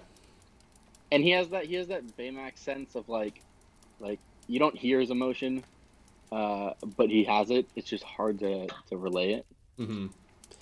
It's like if a Star Wars droid had feelings, or like I don't want to say like autism or something like that, but when you have like the inability, you were never built to convey certain things, but he has it there, and that's the thing. Like the big joke with Ford is like his always like monotonous, like his voice doesn't modulate at all, so it's just like one tone.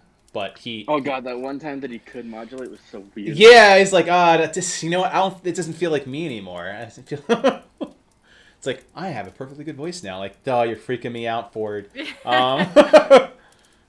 Yep. There is the idea of that is like there's a pros like was a Hearts of Fire and Steel, which kind of goes like how the core of who he is and like why Sin's so important to him. Because what is it like he willingly liked the family he was built into, and then after that pros, which is free for being smited, Ode's kind of like experiencing a situation like that right now.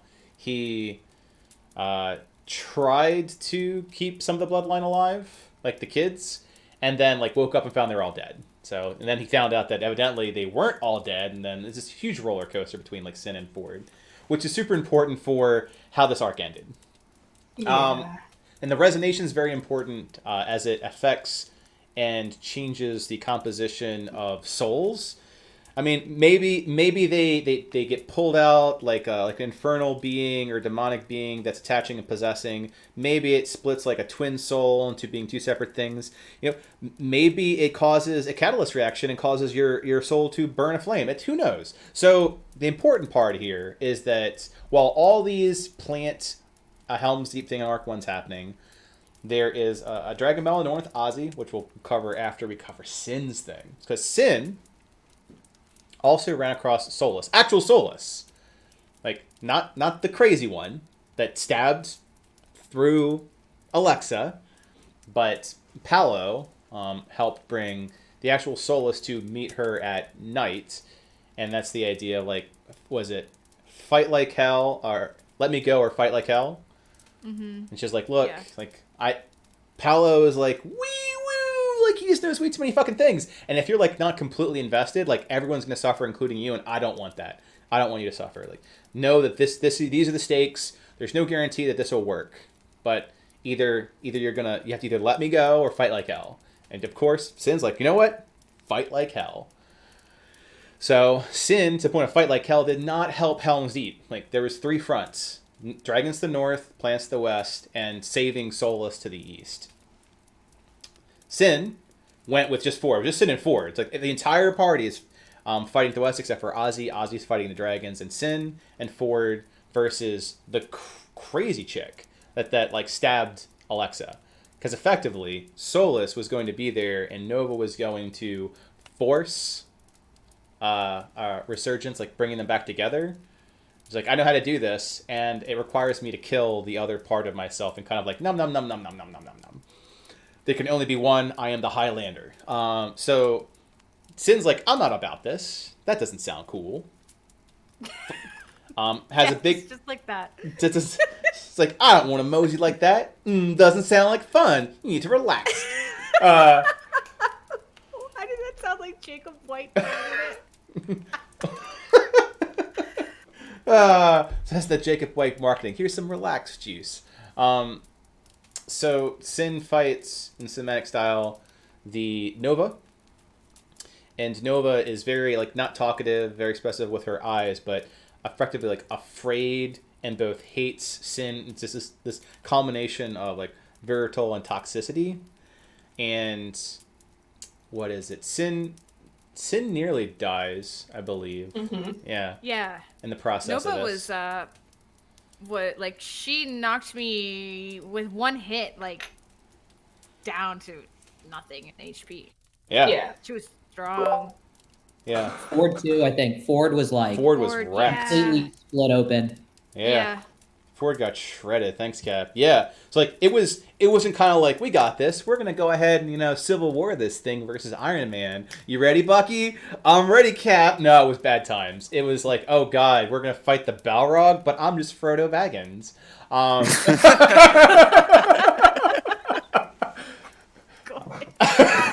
It's like, but I've got a Mithril Trade shirt.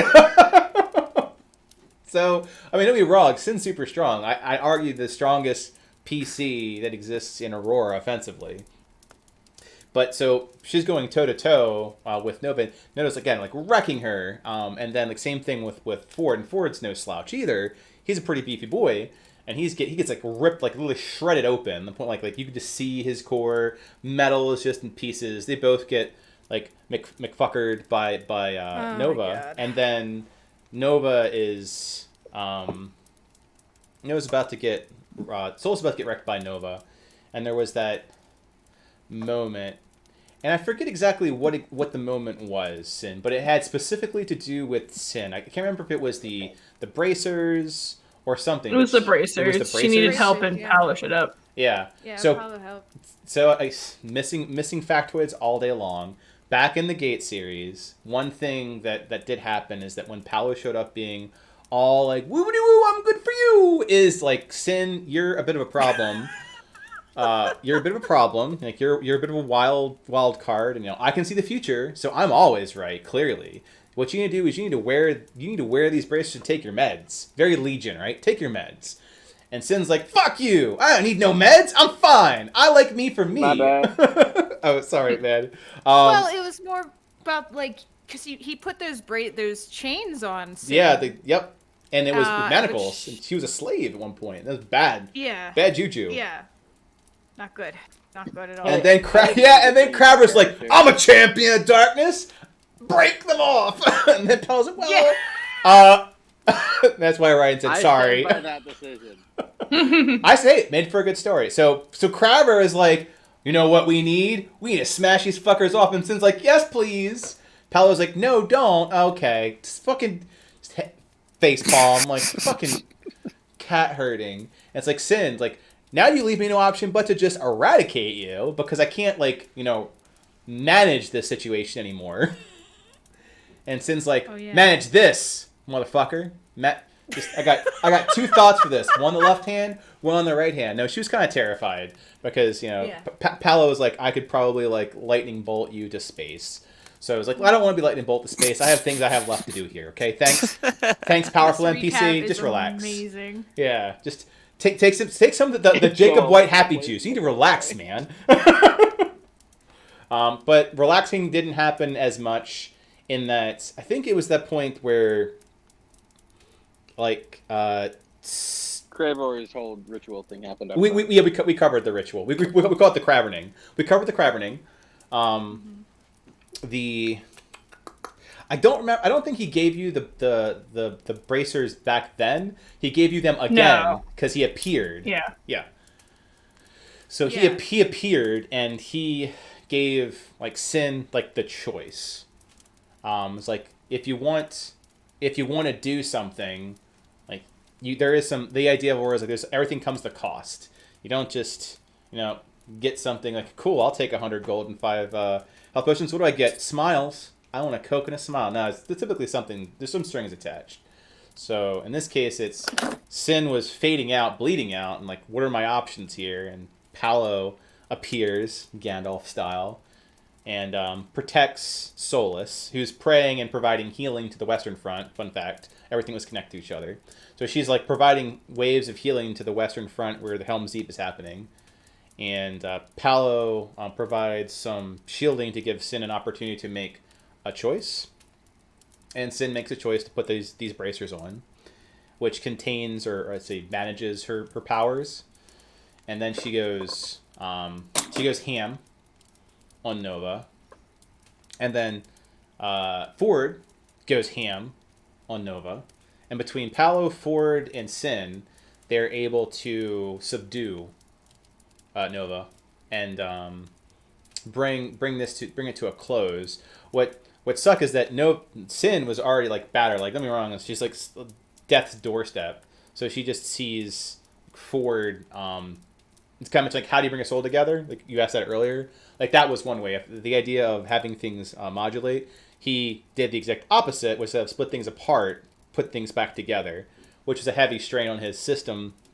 So he put Novus and Solus back together into a single entity. Very, I don't know if forcefully is the right word, with a lot of energy to do so. So they became like one person, but then his core couldn't cool down. Unfortunately, Sin rolled very poorly on this one, and all effectively what she saw was that basically after all this happened, that Paolo, this big like, oh, I'm the big good guy, I've got wings and a sword, just a dude, comes up and like rips out Ford's soul, which is pretty horrible. But the idea that if he didn't, like, he would detonate, and then like Solus would die, Sin would die, like everyone would die. It'd be a very in vain effort. So then Ford is dead, like dead. Like here's the Nova hot orb that is his soul. And by the way, you can't put it anywhere because it's going to detonate. So you need to solve the problem before you fix Ford. So Ford. And that was the whole cost and reward thing you're talking about. Yes, yeah. Everything There comes was at a a cost. cost. Mm-hmm. Yeah. So you were capable of doing it. However, it cost him his soul, not like just his life, like his soul. Boom. Now that's the Eastern Front. That was the heart-wrenching, heartfelt moment of Sin saving her best friend number 2 at the cost of Warforged, cool uncle, fist punching infernal dude, and having to deal with Paolo's bullshit. On the Western Front, there was Clemens, who was good friends with Captios. Like, they're just, like, super nerds together. This Clemens likes plants, and he's got a bad rap for being the son of basically, like, Aurora's Hitler. It's like, I just like plants, and I want to do good things, and I'm a good bean. But no one thinks I'm a good bean, because that's what a bad bean would say to make you like them, to do bad bean things. See, I'm just a bean. And he's like, I'm a bean that's going to solve this, because this sounds like a nature problem. I'm good about that. So he's helping the front. The entire group does a good job of fending off these waves, like tower defense style. Just waves of enemies coming across this bridge, and they're going down these areas and hopping off, and they're firing off these towers of magical fey energy, and there's traps that were put up that Captios' big brain put together, and all the militia people that were trained by Astro just firing down, and people were dying. And it wasn't looking good. Like, there wasn't just enough firepower to hold them off. The plant dragons were a bit too strong. So Alexa, like, makes the call, like, is like, hey, sending you a raven. This is where your happy tree juice is. Go gorge. Because losing to Shirley sounds a lot worse.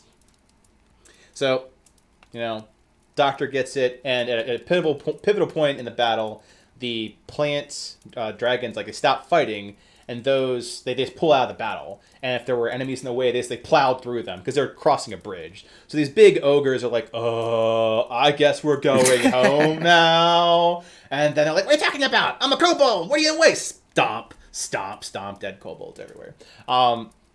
So that's how they win that battle. Shirley wasn't pleased about being double-crossed. She had to pull out of the situation on the Western Front. And on the Northern Front, which no one saw as prose-worthy, was that one of the dragons that was like, hey, I won't attack the tree because I'm going to get what I want out of it through diplomacy, was like, I'm a fucking evil dragon. Fuck diplomacy. I'm going to take it by force. Everyone's distracted. And in which case, Ozzy, again, Sin's like rival in arms, breaker, tiefling dude, goes toe-to-toe with this creature, which sounds like a horrible idea. But then you find out like what Ozzy's trump card is, and that he's extremely strong against stronger enemies, and normal against normal enemies. And what is he? He loses his weapon because it gets lodged inside the dragon, and then he like explodes the dragon as the process, and loses his weapon in the process. So now he's weaponless. But he beats the dragon, gets the num dragon bits. He's like, my power level's over 9,000 now. I'm going to go kill Jacob. Because, fun fact, he hates Jacob as much as Sin does. And that concludes the first arc. That was surprisingly 40 minutes of me drinking coffee and then just in Chatterbee. So any questions about the first arc? And Cass, and a lot of people that were here for that arc in Season 9 are present. Anything else that was important that I missed? I will say, just before we go into the questions, because I think the final kind of like footer on the first part would be after everything kind of settled after the battle, and Captios goes to check on Clemens, and then thank you. Gets nommed on by these wolves that he is assuming Clemens sent after, or that Clemens instructed to kill Captios. And in his desperation to not be a brick in the wall, he makes a deal with a gig. To be able to come back. And then that's kind of where everything ended for that arc. Yep. Because there was like some cleanup exercises towards the end of it where like the towers, like mentioned, like tower big things, the big brains are manning these towers. So like Captios, Clemens, or like managing these huge power towers. But one of them fell. Like the southern front of the western side was like where Clemens was handling with that in like a small ragtag group. So they got overwhelmed quickly, and that tower it fell with like Clemens in it. So Captios, like being responsible, like, hey, this was my strategy. That's my friend. I'm going to take care of this. Like I'm gonna go. He didn't tell anyone else, admittedly, but he ran out. And it's like, cool. I got this. I ain't got time for this shit. I need to go get Clemens. But that's not exactly what happened. Oh. Alexa told him to go check on. Oh, okay. Clemens. And Alexa left. Well, Astro left to go take on the plans. Alexa went because she was like sin, and ran off to see Sin. So Captios was left alone. Got it. Yeah, everyone went their own way. So it wasn't like a Cap in his own. It was like, everyone, fuck you. I'm gonna go get Clemens. It was everyone made a decision like that. Alexa was worried about Sin. Astro was like keeping people from the things that breached the line from being in the town. And Captios was like, well, I'm gonna go check on Clemens. Yeah, like I'm responsible for this. I'm gonna go check this out. So everyone splits up. Everyone's with the party. Captios goes to Clemens. That's where he runs into the wolves. And TLDR on wolves was that it did not treat well, and they end up nomming his neck. Also going with the idea is that, look, there is no plot armor. Keep that in mind. And like actions can have consequences that you might not have known they're going to happen. Regardless, he dies. And this was in text RP. Yeah. So the outside of session, so like that the plot armor isn't just in session, like out of session. Like I don't want to instill like the fear of, oh, the Emily's going to kill you. But if you make a decision, it's like, oh, that guy at the bar that looks like McStabbin' face, it's text RP. I'm gonna go talk some shit so like my character look cooler. It's like, well, McStabbin' face may just gouge out your eyes. It's just how they would react. Regardless, that's what happened. Except for eyes, neck. And then, Captios is dead. And then Gig is like, hey, like, you don't subscribe to any gods. It's like, I do not. It's like, well, let me talk about the Wall of the Faithless. So you have a photographic memory. You will probably remember a thing for all eternity, stuck as a brick in a wall. It's like, I don't like that. I'm like, you probably don't. So you can work for me, I guess. But, like, I don't even know if you're worthwhile. So it was a very one-sided negotiation. That really sucked. That made Captios roughly an agent to Gig. Fun fact, and I completely glossed over this, like, Cass mentioned that she went to like her mind palace to like not be the pain very Sherlock way of like handling things, so she had to retreat to not go insane. I think there was an episode of Sherlock that was exactly like that. Very similar to that episode of Sherlock. Yeah. Mm-hmm. But when Sherlock gets shot, spoilers. But the situation is that she is also sitting at a table making a deal with Gig. Problem later was like, did she really make a deal with Gig or a deal with herself? Because everything that was said wasn't like anything terribly unique from Gig.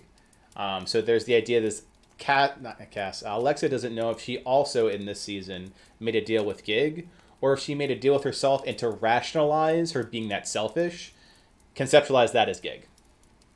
That's nice. Yeah, I like that.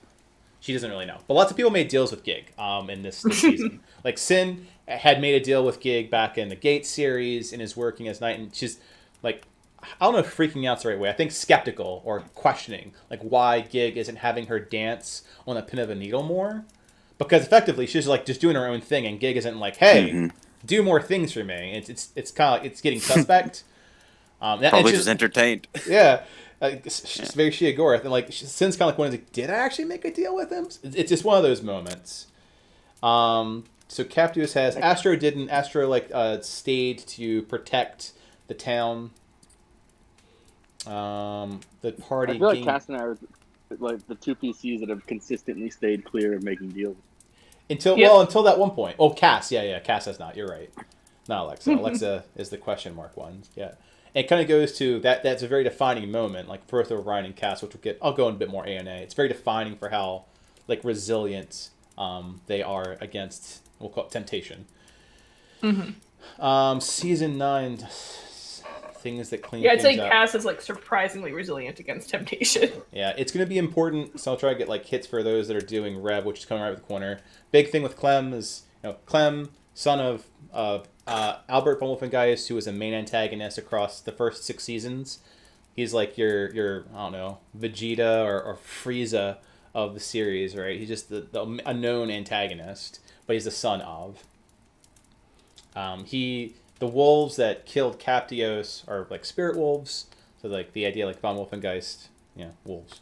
So a very notable force in Arhor'ha. And it sounded like, and since they're very pack animals, like that must have been like an order. So I don't think Cap has had. I know something was talked about the past week. Has Cap reconciled where he stands on what, like, was that Clemen's orders, or is there a gap in the logic? Where is Cap stand on that in present time?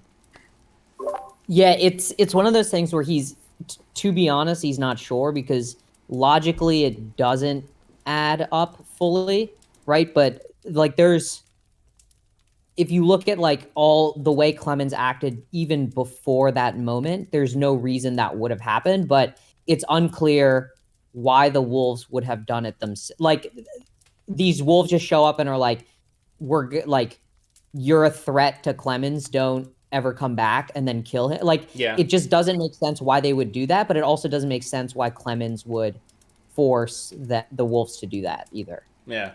So some inconsistencies. It's exactly. It's an unanswered question. Yep. Okay. And yeah, it's kind of off brand. I'm trying to think if there's anything else super important before Arc 2 starts. There's about a 1 month gap because Solus is reintegrating with her new everything. Like, she's lived a bit. She's lived 2 lives, like coming back together. It's very. She's been struggling. In retrospect, maybe throwing her into the Bile siege wasn't the best for her psyche, but there's very rarely time to process things in Arhor'ha, so you make do. But it takes about a month for her to come to terms. It takes about a month for the dragons to make good on their deal and like get swole, because their end goal is to go attack. Still fucking fun. Just imagine dragons like flexing and bodybuilders and careers. They're just like just curling like these big old trees. Like, do you have your tree juice? Like, just squeezes one, just drenches like a sponge. Like, oh, it's like yes. Regardless. The big thing is it's rich. Yeah, it's rich. The big dealio is they are looking to siege the Black Dragon, and they gather some intel. And they, in this case, I believe the majority of that was Cap and Alexa. The intelligence piece of it, and the gatherers of what's going on in the world is the 2 candles. Not to downplay Sin. I think Sin was a bit more emotionally concerned because of rehabilitating her friend. Yeah, and also Paolo was there, and that's like the big. Normally, the Gandalf, the fuck you, is like doing his own thing, like being better than everyone and trying to save the world in his own way. That month, he spent a lot of time with the party. Like, he was like mentoring a lot with like Captios, which you'll see a lot roll into like Revolutions. Like, a lot of faith in Captios. There's one big statement that always resonates, like, hey, is this even worth it? It's like, look, I can see in the future, and I could say, like, when it's all said and done, they'll make statues for you, because he's always really envied the people that came before him. Like, no, your merit will not go without notice. One of Paolo's unfortunate things is like reading the future, very Oracle at Delphi style. So, and also spending a lot of time with like Solus and with Sin, which goes to like the deep jab that ends the season. Trying to think of what else is no, but Astro stays, and then we pick up. This is when Arc 2 is when Rolf comes in. Yeah, I know when Del comes in. Oh yeah. Sorry, my bad. He was there for a little while. It's understandable why you might miss the scraps on the wall. Well, yeah. I'm trying to remember.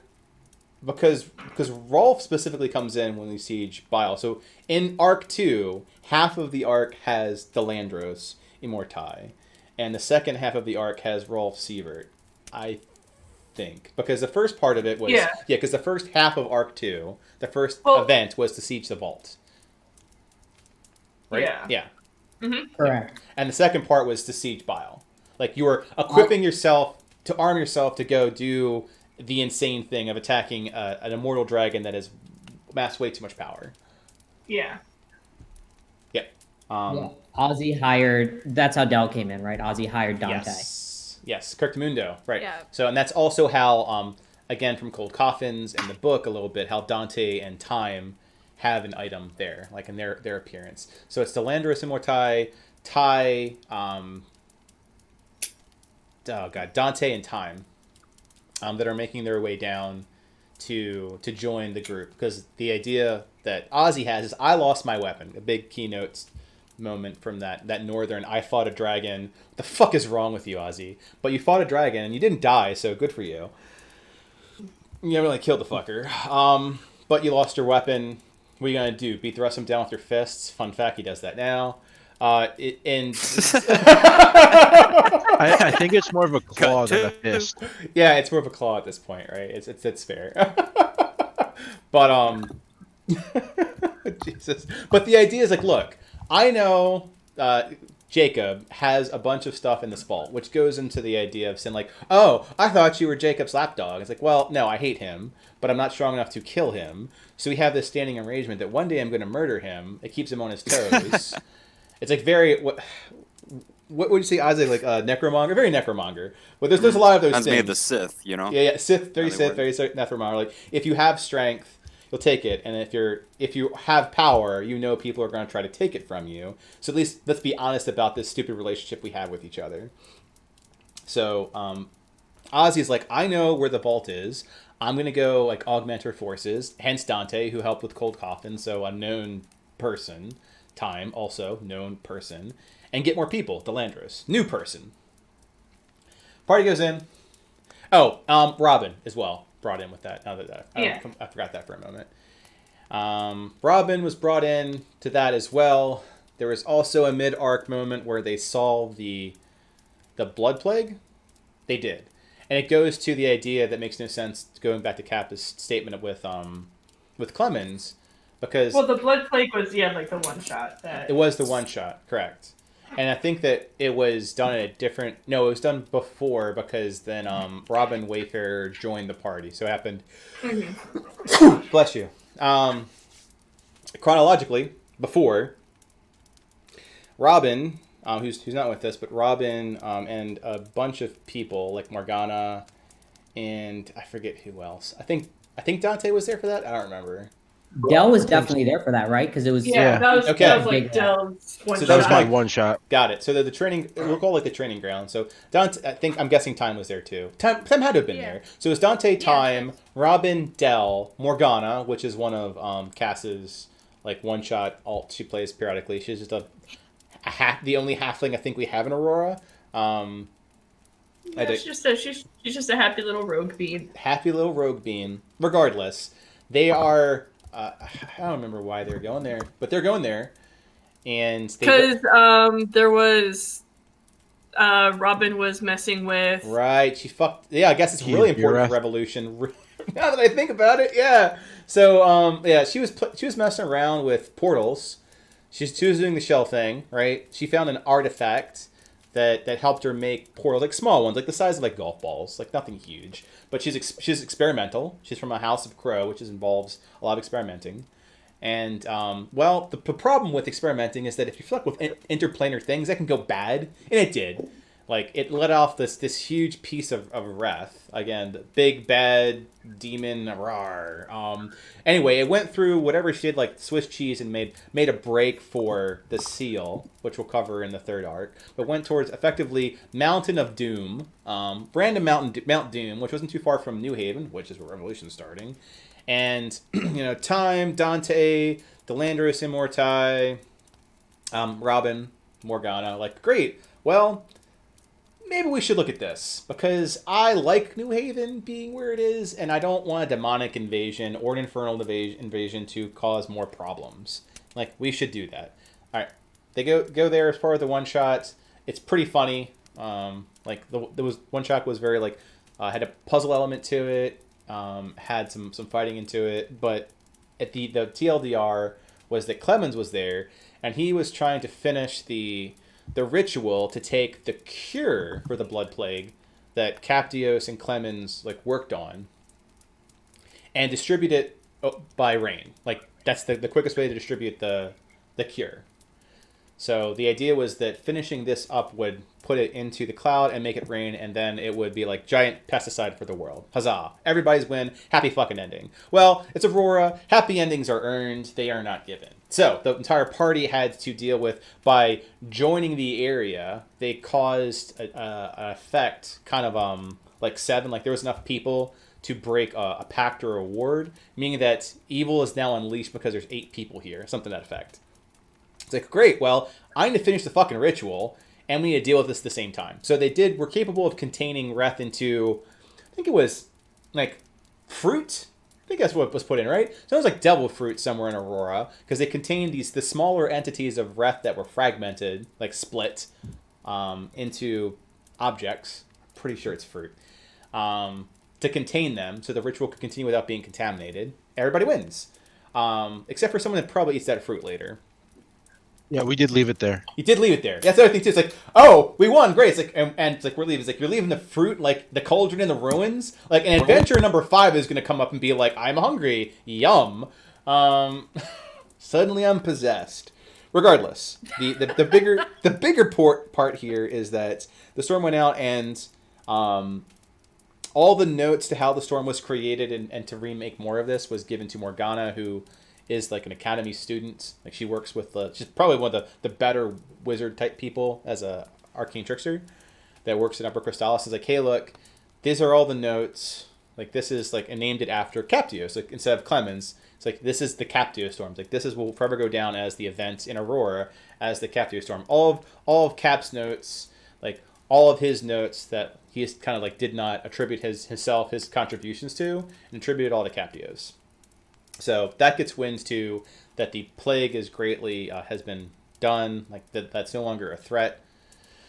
Important because when they go to the vault and then siege Bile, it's like, hey, did you hear about the storm? Like Cap's like, I didn't fucking do this. It's like, thanks. Like I did not contribute to this. So cool. The shit. What else happened in the vault? I know lots of things became pink. That's the main thing I remember because of the conjuration of wizardry that Robin did. Like a pink crowbar was a thing for a while. A pink key. Icarus. Icarus, right. Yes. The vault in the first part of Arc 2 had trash room, which was just funny. Bobsledding through trash. There were doors. So for those in the survivors group that got to enjoy the multitude of doors, that was half because of the idea that doors are the bane of Arhor'ha, and including this vault. Like the idea of like the worst thing you could possibly put in front of players is a Dorgen. A Dorgen. Because doors, like addressing this place was like the absolute fucking worst with doors. I'll be very, very honest about that one. There was like, is it a lock? Was it locked at all? Is it unlocked? Are there runes on the frame? Are there runes on the door? Like some of them, it's like I could have just opened this fucking thing. Some of them I could open on the other side. The puzzle was doors. Just how to get through a door. It was at least like 2 or 3 sessions of how to deal with doors. Like there were traps. Oh, shit. Don't get me wrong. There were traps. True. There were puzzles. Also true. Like there were fights. I think outside of beating up a wall, there wasn't a whole lot of combat that I can remember. Because a lot of the combative parts of the vault like we're not engaged with, except for like when the wall like came at one point Sin, and Sin's like, batter up, smash. You're not gonna squish me. There was also the golems. Oh yes, thank you. There was that fight with the golems because that was Pain Train. Yeah, I almost died to that fight. Yes, thank you for bringing that. I think that was the only fight though. Like there was trap damage a lot of the times. There were lots of doors, and there were golems of pain. God. The whole point of season 8 was just golems of pain. Little golems of pain. Golems are rough. So the automated defense systems that existed there did fight. They hurt so bad as golems do. There were golems at the beginning, and there were golems in the second room. So you did have a couple of fights in there. Not the big like highlights of what's important about the fight. Well, a golem did almost kill Del, and then like someone really killed him. So there's also that. I wouldn't call it killing Dell. I think I would call it turning him into pulp. Yes, yeah, Del paste. Delandros him. That's Delandros or Ty paste. Gets him off the wall today. So let's go through the areas and not a chronological order. There was running into Icarus White. So Icarus White. So that wacky fucker was Jacob's brother, who is like in a cage, like a crazy old man, and is beholden to Gigareth, like the cult thereof. So Jacob, who's a weird guy already with way too much power. So some of his agenda starts coming to light while in this vault. Like, he doesn't like the cult has a statue that literally mocks the cult of Gigareth and like the religion piece of it. Has a brother who's really beholden to Gigareth. Who again, like Sin, like people have made like a bunch of deals to at this point, or at least half of him, Gig. It covers to like what he's doing there with other people. Like for example, in Sin and Solas's background, they were taken roughly as experiments. Like he was trying to get something out of just killing Solas. Like it wasn't just this is my evening entertainment. But like, what was he trying to do? What was the scientific method behind it? Well, some of his other scientific methods came out to light in that, like, Sin's mother, who Sin doesn't have a great previous relationship with her. I think like you all can't hate her, but I hate her with a seething passion kind of relationship.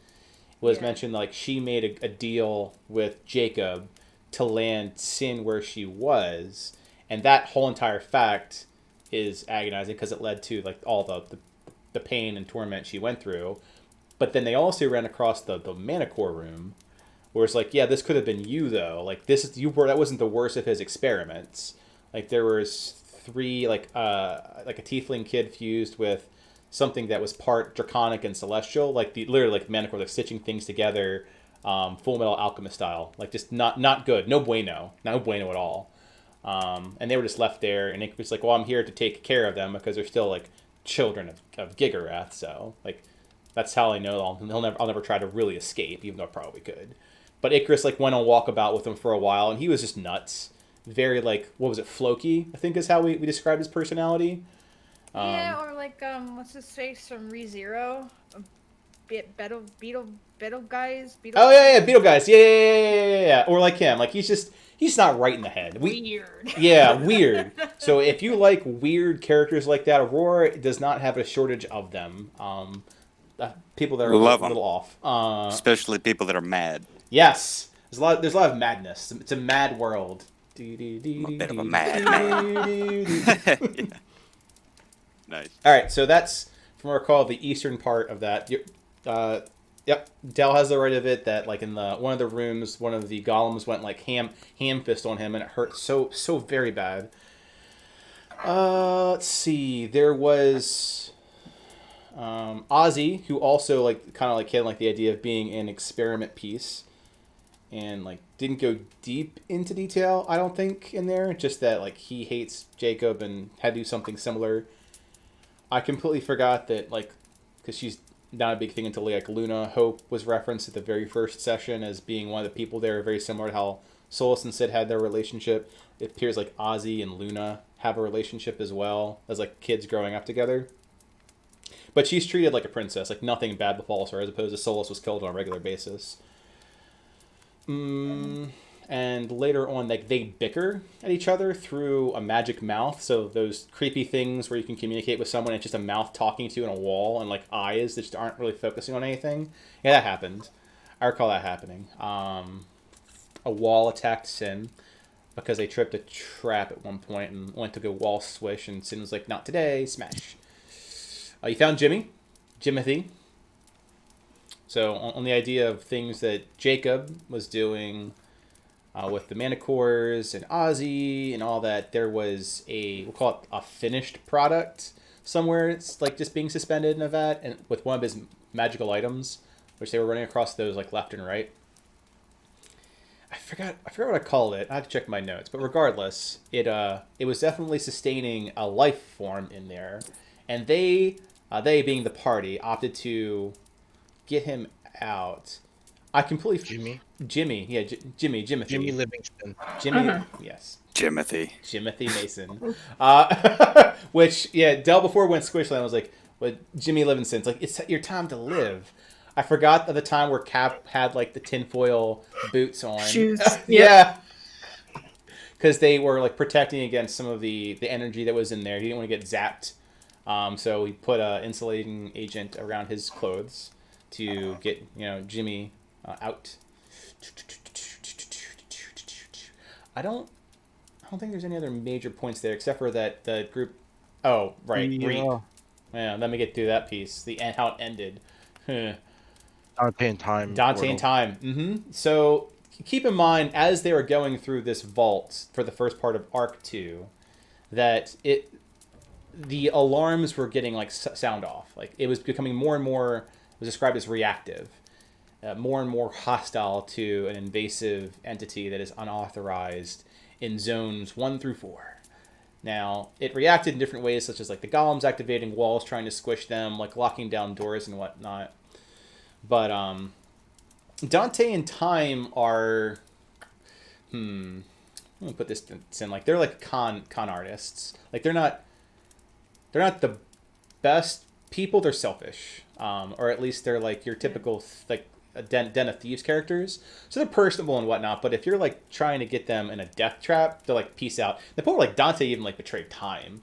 It's like, hey, like how do you feel with this? Like Time's like, I don't know. It's like, this guy seems really cool. I'm like, you don't say. And he's like, I'm gonna close this door and I'm gonna go collapse a golem over it. You can't leave now. I'm gonna go take all of this money and leave because we're here to loot a vault.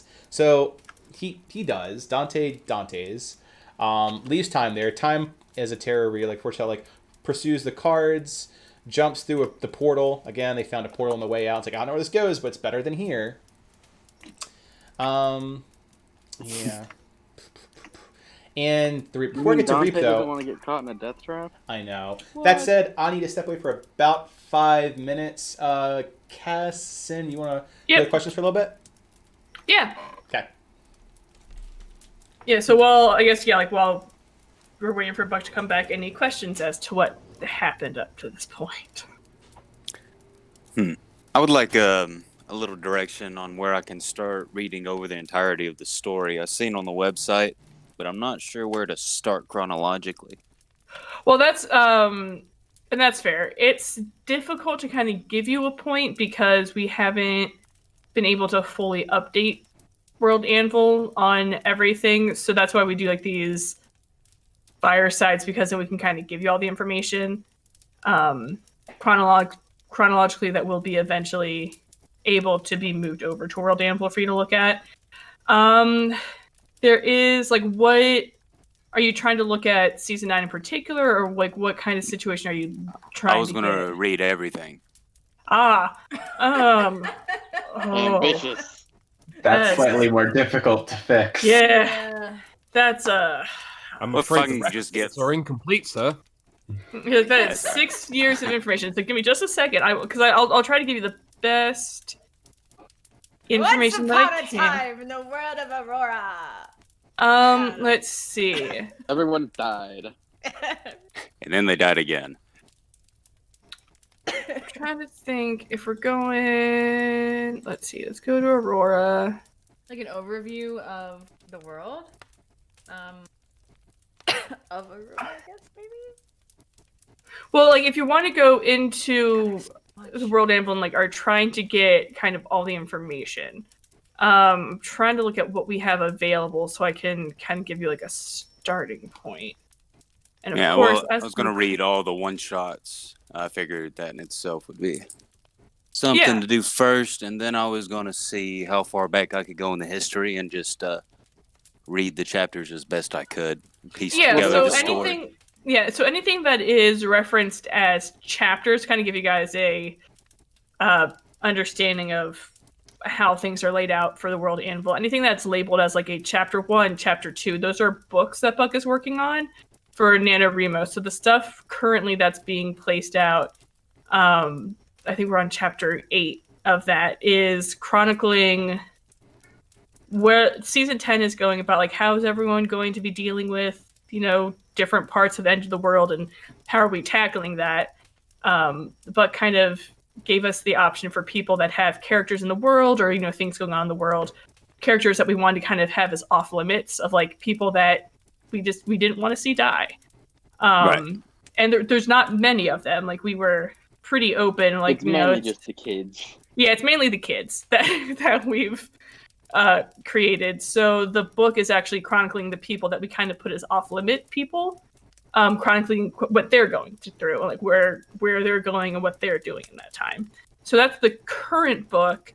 The other one, which is about Arhor'ha, is a book about a wish that was made after season 6 by Iolanthe. They just did this really big battle to stop Gigareth from coming out and essentially claiming Gigareth. Yeah. Claiming the land for like the demons and devils. They were able to stop that. And at the very end, Iolanthe was given a wish.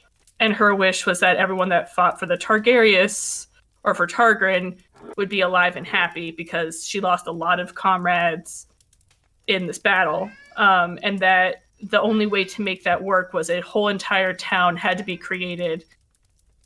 And like hundreds of people were brought back to life. Something that she didn't realize just how many people were going to be brought back to life because she just wanted, like the good. She wanted the good guys to be alive and happy. Unintended consequences. Yeah, and so the other book that's going to have like the chapter labels on it goes over that town, like the results of that wish, and then what happens because of it. So that's when you're looking at like prose and you see chapters. Those are specifically books.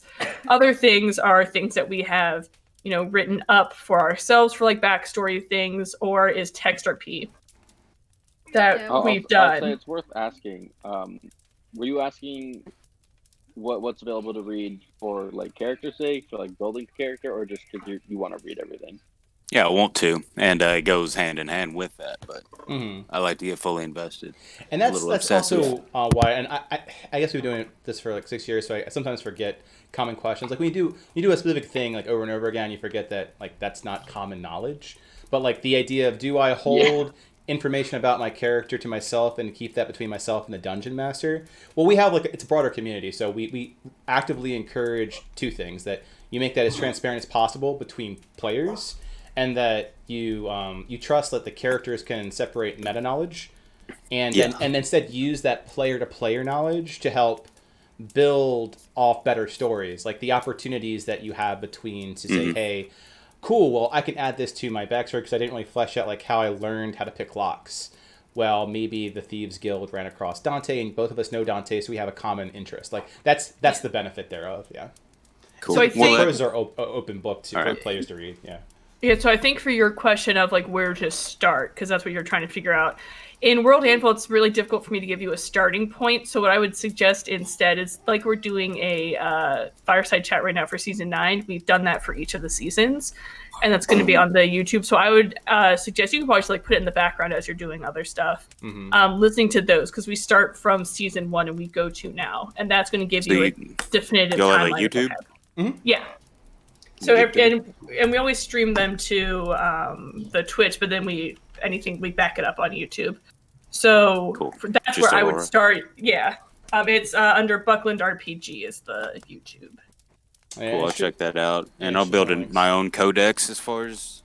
And I think that'll give you the definitive like from here to now, like what's happened. We go over like the history and everything, and we're still in the process of.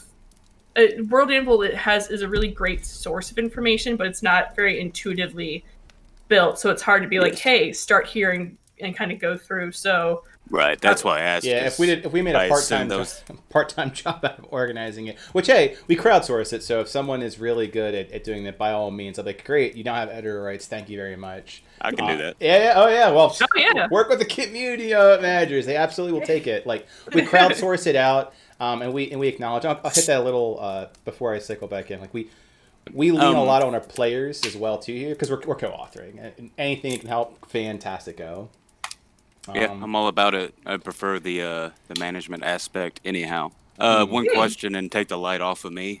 I was curious where I could put my character information for people to see, because I've already wrote a backstory. I just need to narratize it, put the lipstick and rouge on it still.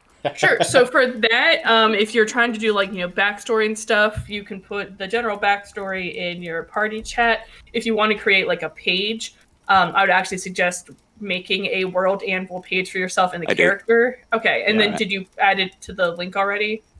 We have a link. No. Okay. Yeah. So a link is bookmarked in every party chat for World Anvil. So you're going to click on it and it's going to ask like what party member, like what character do you want to be put in? And then you can click on the character that you've created and then everyone can see it. We can kind of go into who's going to be in this world and we can look through everything. Mm. Great way of centralizing information about your character. Yeah. Pins. And it especially gives you World Anvil is good because like if you want to write prose, if you want to write like big backstories, you have that option to put it there without things like getting bogged down. It's like automatically tied to your character, and as people have time, they can go through and they can read about backstory and anything that you kind of want to add in there. Cool. Yep. So once I get that up, I might have to revisit, but I'll just ask the community managers. Yeah, Thank absolutely. you. Yeah, just always ping us, and then we'll give you as much guidance as we can. Groovy, thank you. Yep, Bruce. Yeah, absolutely. So I am back from Operation Animated Animals. Once the Floofins had to be let back out, or be brought in. No, they're just being weird. Like I've got Panger circling me around like a shark. What do you want, bud?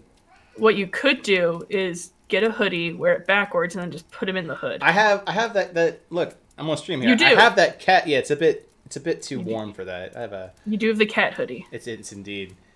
They are not small cats. However, I digress. So speaking about not small cats, the end of the midway point effectively was fatality, the Delandros Immortai style.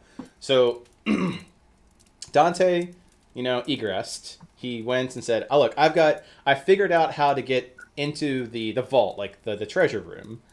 That was like done through text RP. He got it opened up. He took money. Like he took specific. He took a lot things. of stuff. He took a lot of things. He took what he could and ran. Just went to the vault, grabbed what he could in his arm, like ran out like Grunkle Stan style. Just peace.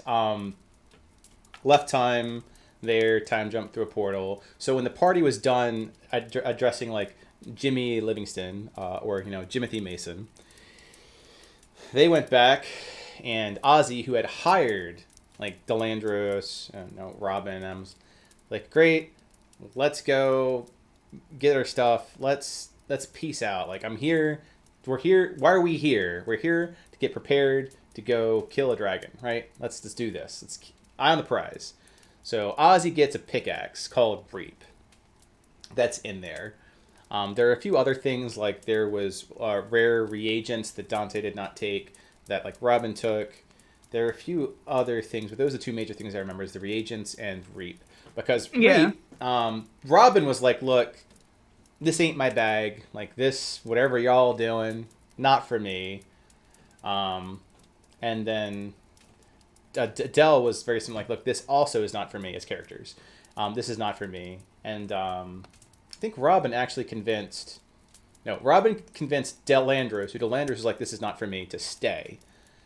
And there was an exchange between Delandros and Ozzy, which was a series of, we'll call it, miscommunications and angst, which culminated with Ozzy, in true tiefling fashion, like, they speak with their fists a lot, is test driving this new pickaxe through Delandros' chest. Now, as the dice gods dictated, this would be a critical hit through Delandros' chest.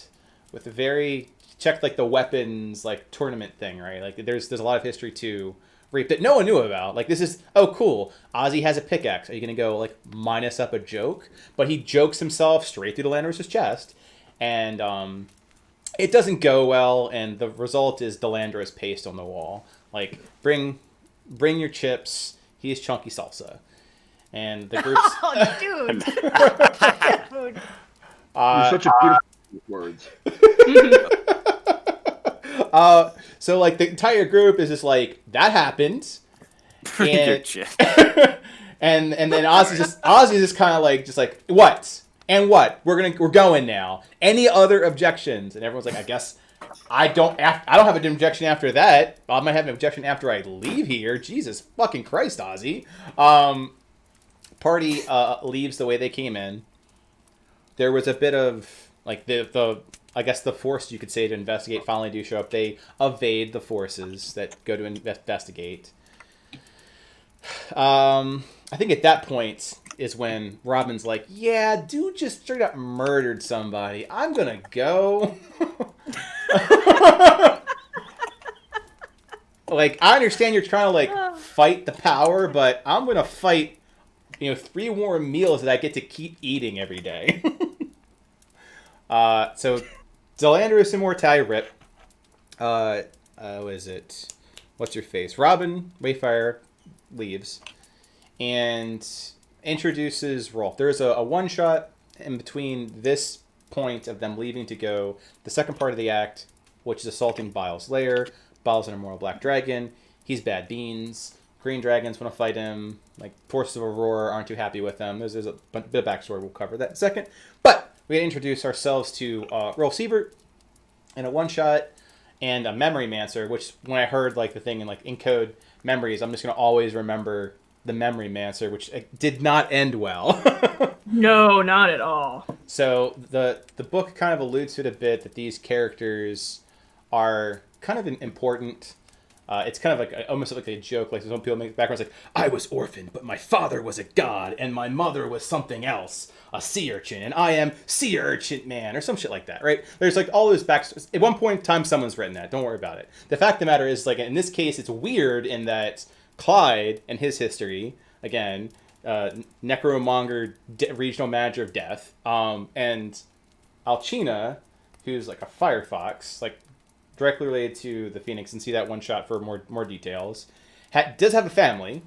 They have 3 kids, and 2 of their kids, Maple and Anna, who were in a Christmas one shot, which is adorable. Highly recommend if you want to feel good about yourself. Went and did their like a coming of age ritual with. I appreciate you, Mark. Yay! I'm glad. God damn it, Zoloff. Yeah, the one shots that involve the Mason kids in any way, shape, or form are just very entertaining. Like it's I wouldn't say comedic value. There's some story behind it, but it definitely leans on the feel goods because Aurora is not sure on the oh fuck existential dread. So this is like the reprieve of existential dread. So the coming of age ritual was like 3 trials, and the first one was like about catching deer, which is funny because we had in like Discord earlier to talk about deer. But anyway,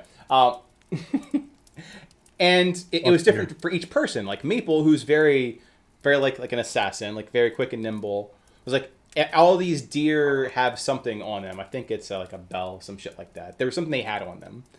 And Wasn't they all it had druidic ward or something like that, like yeah, like a ward. It was like something like that. They had an object off of these deer, and the deer have them. And with Maple, it was like trying to like outsmart them and like jump on them and like just rip it off of them in true action-oriented Maple Mason fashion.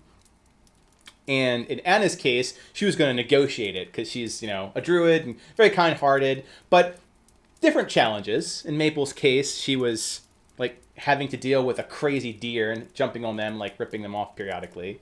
And in Anna's case, Zoloff, yes, the deer, the depressed, I guess you're gonna go kill me now and take it. Like and like Anna's like, no, I care about your mental health, dear. It's like, well, I don't know why you would. I'm just gonna become stew later.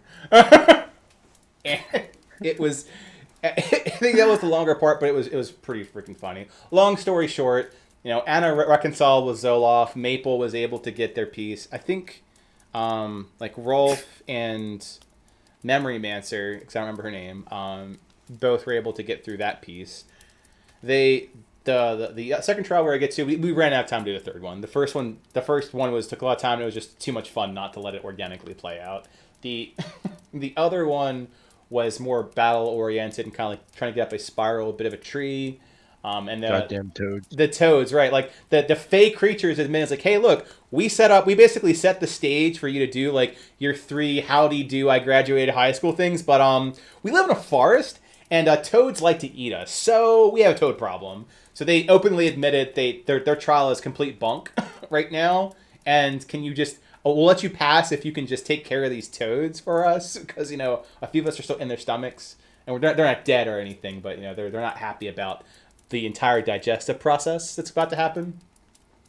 So the group fights toads. The thing I remember most is like Rolf's getting used to his powers. We didn't really cover like who Rolf is just yet, but he is a new bloodline of Dragonborn. Like think like Blood of Zeus style. It's like, hey, I don't have any vassals. You seem like a good fellow, good pal. You got an adventurous spirit on you. It's like, Rolf's like, I guess I do. But he's never had the level of power of basically having the BFG 9000 mounted to his like arms, which is sorceress level power just coursing through him. And he's just missing these blasts and like causing rocket launcher dents everywhere, just blasting away. I think there was like a series of ones, and it was comically well. Like, hats off to Del, Rolf's player, because I don't think he rolled above a 3 that entire section. It was like, oh no. It was, pew! Welcome to your new character. Are you excited? It's like, yeah, I got the cellophane off. It's like, yeah, guess what? Throw it in the toilet. Flush. I got it as dried. Good. Flush it down again. Just rolling no more than a 3. But it was a lot of fun. Maple is the other one that comes to mind because she was having like a rough time of it. And then she did like a ninja move and like took out a frog, like hardcore style, jumping from a tree. It was very, very mentally, theater of the mind, very mentally stimulating. Good times. Anna was doing fine. Anna was doing fine. Yeah, Anna was just like, except for the Zoloft deer, like the combat part, she was just very consistent. Dire fox, just. Well, I just remember when they did the first one with, of course, the Zoloft deers. Everyone was like arguing, and Anna just like walked off and started talking to the deer. She's like, "There's something going on over here, guys," and they're like arguing with what they're gonna do. And Anna's like, "I'm gonna talk to this deer now, and we're just gonna have a nice conversation." And it's gonna be fine. It's gonna be fine. Bless her heart. Bless her heart. We sped through the third trial because we were running short on time, but TLDR, they had to face their fears. They were able to do so successfully, and at the end, like they effectively graduated. It's like good. You're very capable. You're attuned to the forest, and the problem with Memory Mancer was that she was all doing this like paparazzi style, like and subscribe. So she was just taking this so that she could record these memories and sell them. Well, it's like recording something very sensitive and very sacred in front of the parents. Parents did not take well to that. Needless to say, Memory Mancer was never seen from again. And Rolf had big Papa Lance like the immortal bronze dragon. It's like, great, we're gonna go take you and drop you off at school. What school? Adventuring school. Let's go take down a dragon. That's what I'm doing. Come on, pal. So I was like, great, I've been an adventurer for all of 2 months. Not a single one of these things actually landed a blast. Let's go do it. It's like, yes, do it. So they're hype trains. They hype train themselves over to meet the rest of the group. Starting the end of the second arc, which is the assault on the Immortal Black Dragon, Baal's Lair, which is in a marsh. Fucking snakes. It's the main thing I remember from that one. Fucking snakes.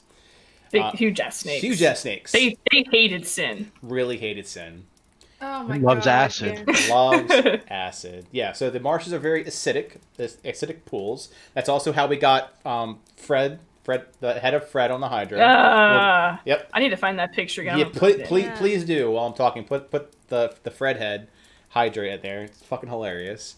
The Paolo arrives like, oh, I'm bringing friends, and of all the people, Paolo, the I'm better than you all white Gandalf dude, arrives and is like, I think this is where it starts getting melodramatic with him. He's like, yeah, Aurora's in good hands. Kind of like, I'm dying tomorrow. I'm putting my will and testament in order. Everything seems a little bit off for Paolo the melodramatic, and so he brings in Lancite. Lancite's great. I'm here for a great adventure. It's like, I'm dropping off my kid. they accuse this like, well, I mean, technically not my kid, but he does have my blood coursing through him, and he's all about adventure. So here's Rolf Sievert. And Lancite, in true character, just flies off to join the aerial battle of sieging a marsh with the Silver Dragon versus the Black Dragon, supported by the Green. It's a majesty in the sky of death. Okay, just put it that way. Meanwhile, on the ground, where the rest of us live, the group was trying to pursue and address Shirley, because they knew that Shirley was basically taking asylum in Bile's lair. So to really end this, so that Shirley could not come back and just restart this 10 years from now, they were going to eliminate her, root and stem. So Paulo goes. Solus is as good as Solus's mental state and psyche is going to be. She's freaking out a little bit. They meet themselves a Rolf. Sin, Alexa's fine to the best of their knowledge. No, Sin, Alexa's not fine, because in the first she loses her bird. That was like I feel like some of the cracks start seeing on Alexa around this time. Like, are we doing the right thing? Is this what we should be doing? Sort of things. And the first is she sends out off her bird. Bird goes out. Bird dies. It's the first time her bird, who has a name, and it's very enclosed to her, Nuru, dies. So she's like very emotionally distraught as a non-emotional character. And there's this debate of whether we press forward without her bird, without Nuru, or if we wait to bring the bird back, because it is handled like a familiar. Time in Arhor'ha moves forward. Very important fact for, like, I know there's a lot of new people. Like, you can't just, like, you can absolutely. I wanna play a game of cards and do a short rest, like the very Warlock style. Things will continue forward. And generally speaking, things continuing forward while there is tension or threats or stakes means whatever those things are going to progress their agenda while you're waiting. Think the Arkham Horror board games. Like, the world does not wait for you. You have to leverage action versus action and reward versus rest and sustainment. It could be a constant. Yeah, it's not a video game where you can do the side quests and wait and then just come back to the main quest and everything will be right at the point that you left off. Yeah, I like that a lot. Like you do the side quest, but the main plot line keeps going on. What does you say? Like, if a building is on fire and you take a long rest, well, by the time you get to the building, that building is burned down. Right. Correct. So the when to rest, I think, like, I believe that Survivors is tackling this right now. Like, the idea of understanding when to rest is not a fully mechanical decision. It is a story decision. They're discussing it. What's up, Isaac? Exact moment they are discussing it. Yeah. Survivors chat to see the discussion that's going on.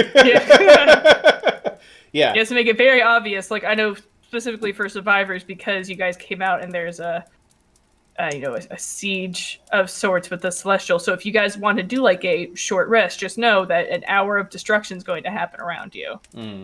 Versus you're at it appears to be the start of it. So it's very, keep that in mind. And that's very, like, I sit at a table, it's like, well, an adventure day is 2 encounters at moderate level. A short rest, 2 more, and no, it doesn't work like that. Like, does not at all. I definitely say that I'll slate it because that's what the numbers look like, to be fair about it. But the world by no way is setting expectations to be fair.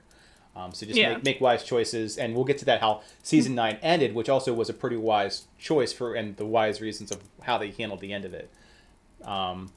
Anyway, but we're at the beginning of Arc 2, not Arc 3. We're not there yet. Inside voice? Do I have an inside voice?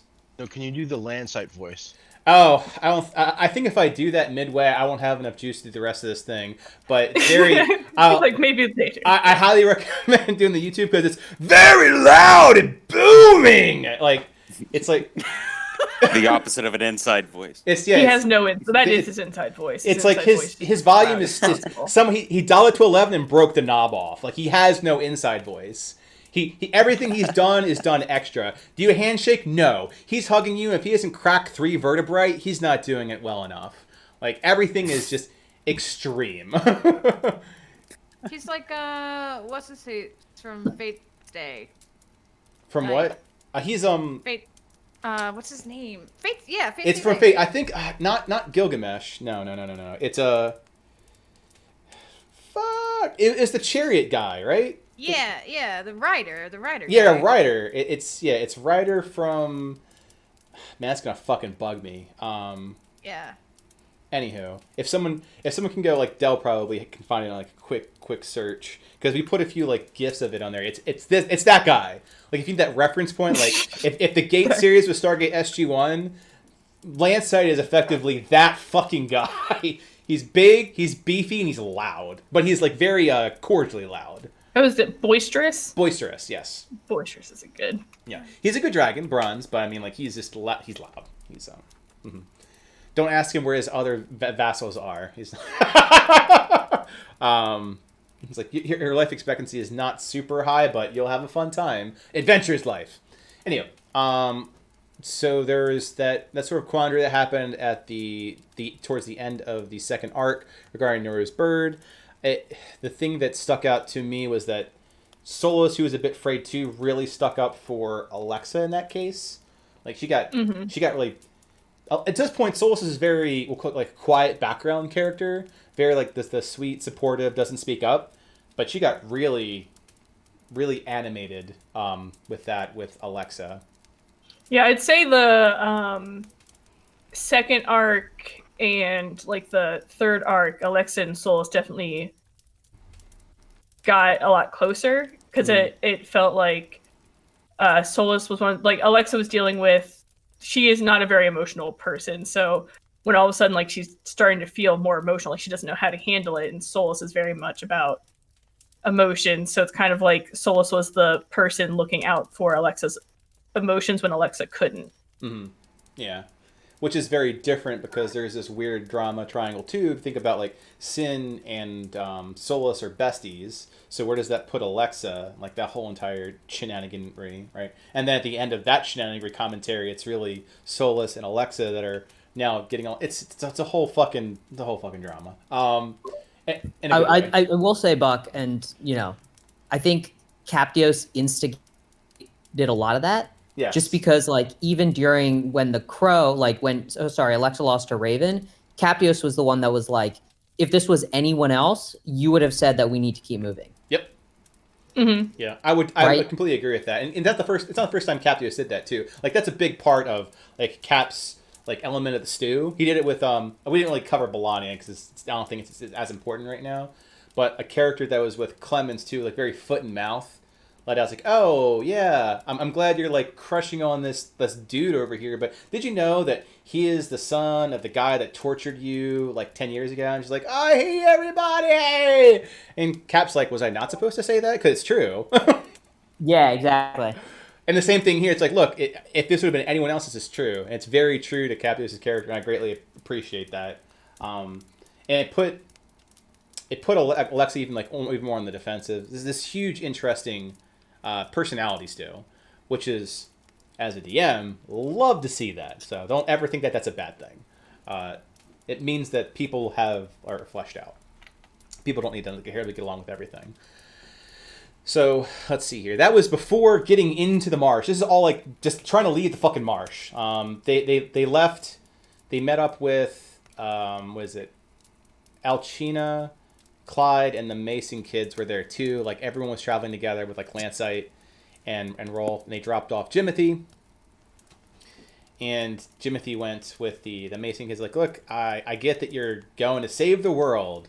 And this is really important for saviors. Like, I get that you're going to save the world, but I have to deal with the family. Like, I think it even came like the earlier comments. Like, the adventuring life does not forces you to make a lot of choices about like where you do it. It doesn't subscribe well to, I don't know, raising kids.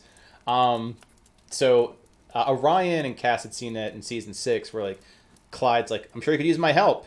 Bye. Like, I'm a dad first, dealer of death second. So bye.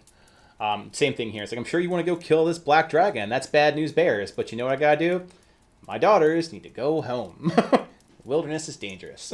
Yeah, I remember Alexa reached out because Clyde is also a candle, and she reached out to him because he's one of the few candles that she knew wasn't corrupt, and also has a family. So she's like, well, if anyone's going to raise this literal baby child man and make him have like a good life and be safe from Jacob, it's going to be Clyde.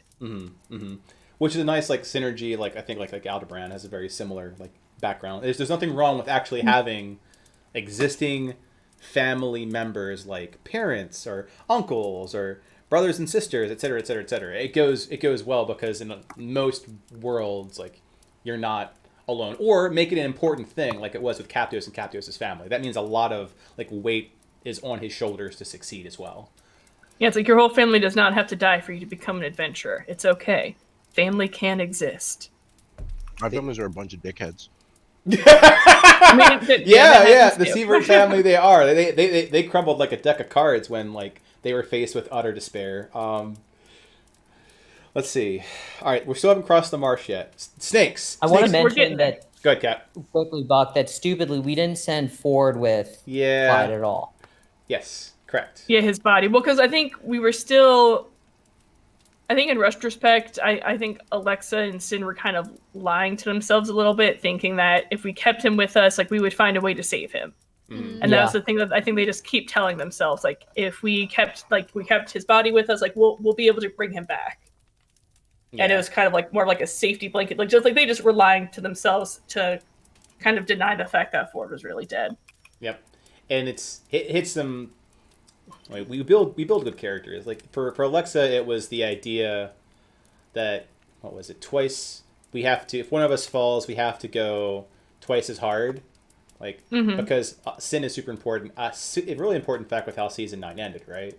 Like if one of us falls, like the idea of keeping Sin safe, like from others, from herself, like she's a person that both the two of them care about. That if something happens to either of them, that the other person has to try twice as hard to make it work. I think she still has that twig that was like the symbol of them in this adventure or this venture together.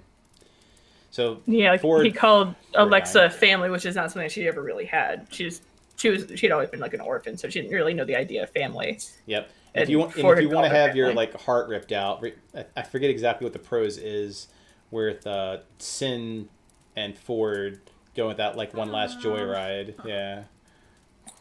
That was really sad. Yeah, it was really sad. Yeah. If you want your kind of shower, just go check that out. So anyway.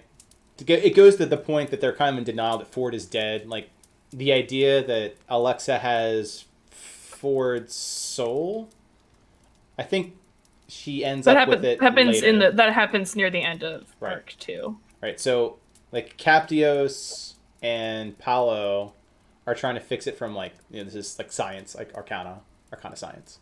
Like, how do they fix it? And they're working on that whole entire endeavor. But, again... 800 some odd pound metal piece of junk being floated, 500 pound because of the tensor's disc, piece of metal just floating around with them at all times. So they left him there. In retrospect, Cap's right, like kind of just left Ford's husk there in a marsh, hanging out for eternity. They cross the marsh, deal with snakes. Snakes are assholes. They really liked trying to grab Sin and drag her into the acidic water. Yeah. Yep. Yep. I think that the two things I remember most outside of the fight and the stuff before the fight was that Solus was going to fall into the acid, and Sin instantly like snapped into action to go like do the let me grab her before she falls in thing. But dice being what they are, like just fell, like didn't even get to the ledge to do the jump or anything. And instead Paolo like just jumped in the acid and like kind of grabbed her, and being like Paolo the invincible fuck you the white is like, cool, well I'm drenched in acid, but I'll just carry you to the shore and I'll just evaporate this acid off later because I'm awesome like that. Go Paolo. The so like Sin had mixed feelings about Paolo. I think that was one of the more +1 moments. Yeah. And the other one was less related, but much earlier, was when Ozzy fell and did the same thing. And actually, the two rivals kind of were getting along in that arc. Because she like went and like reached out and grabbed his arm and kept him from falling in the acid. And he did the Sundari thing. Like, I didn't need your help. I couldn't have like, sure, you're an asshole. Of course you need my help. You would have been in acid right now. Why don't you say thank you? It's like, you can't make me. That covered that piece. There was the trek across the acidic marshlands, which is more fighting. That's where we met the Hydra.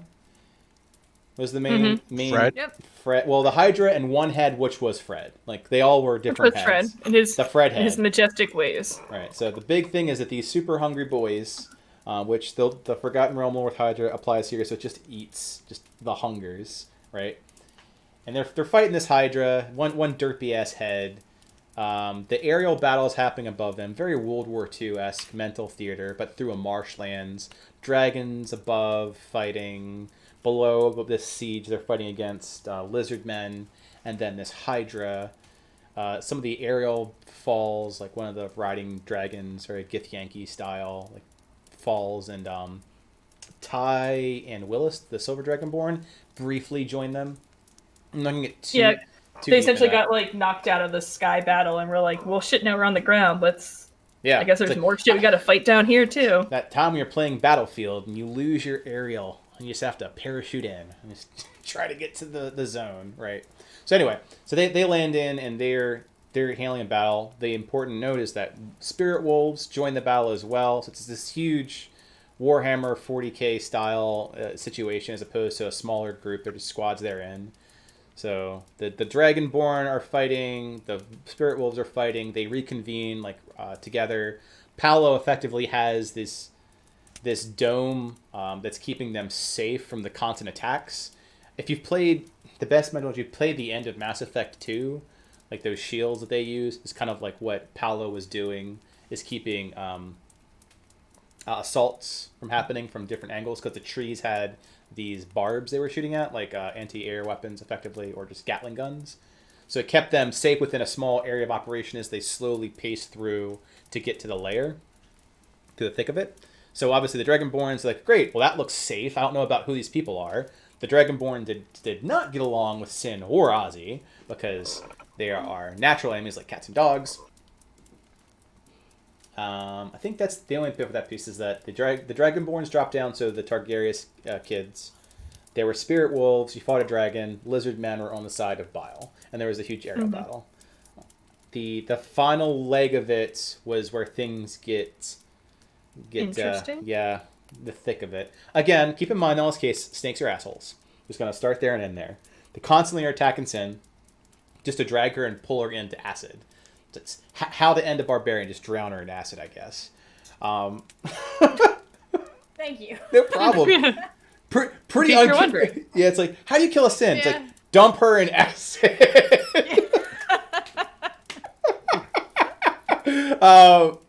So at this point, Ozzy breaks off because there are now downed dragons, like wyverns, for example. And Ozzy is all about breaking up these dragons, which, in retrospect, I can understand makes Rolf feel a little bit weird because it's becoming Dragonborn and Lancite's big dragon. It's like, why do you hate dragons? It's like, they're mighty meals, just like, wall chickens in Castlevania. I need me some wall chicken. So he's just going out. It's like, this is my thing. I'm attacking them. Peace. Everyone else is like, have a plan, Ozzy. He's like, I don't need a plan. I've got Reap here. I'm feeling good. I could kill anything. So he does his thing. The party then has to rush forward a bit. I wouldn't say overextending, but not as slow as they were doing previously, to fight through to the entrance of where Shirley is. And in breaking the party up a bit, the first group that breaks through the treacherous area was first Ozzy, because they're like, what are you doing? You're going rogue. And he's like, I'm a man on a mission. Wah! And then it's Sin and Ty. Yeah. And I think Willis, yeah. So the Targaryen Dragonborns and Sin reach first. And this is where things get a bit weird. Or at least they get very interesting, right?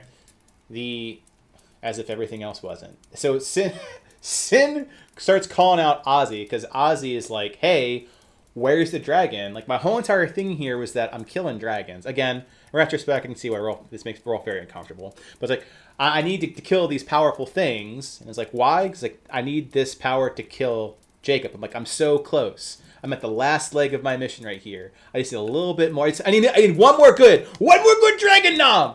I need one more chicken nugget. So he's then like, Sin's like, no more chicken nuggies. Eat some vegetables. He's like, vegetables are for fools. chicken nugget time. But there's no chicken nuggets here. There's no dragons. There's just weird. There's this weird druid on the wall. Look, I'm not here for the 3-eyed raven. Fuck the 3-eyed raven. I want myself some dragon.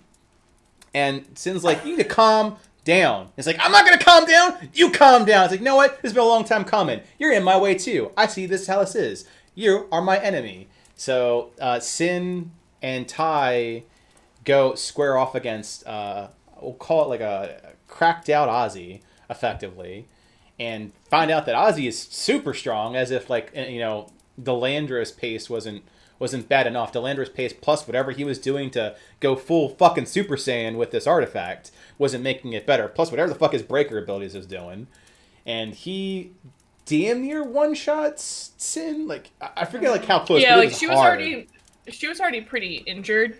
Yeah. And They then had, because all the snakes. 4 HP or something like that. That was low. Yeah, it was bad. Like, and this was Yeah. Tai and Sin and Reap and Ozzy in the state that he was. Again, he's the Prince of all Saiyans. Anyway, he's just going ham. Yeah, and I think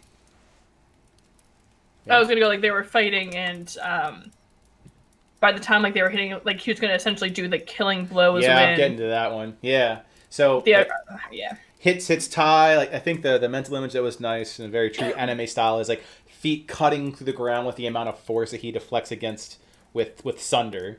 So Reap was capable of like not breaking Sunder, but in doing so like really blasted back Tai. Sin goes Wraith v Reap, and it ends with the same way Delandros died, was that pickaxe through chest, right?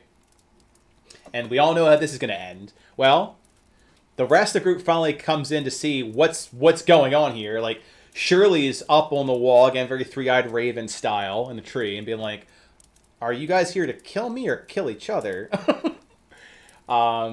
Sin's get impaled with a pickaxe. You know, Tai's not is worse for wear.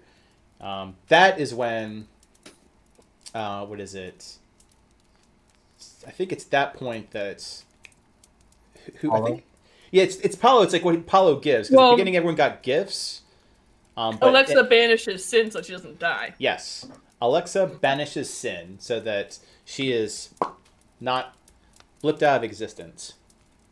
So that she doesn't go splat.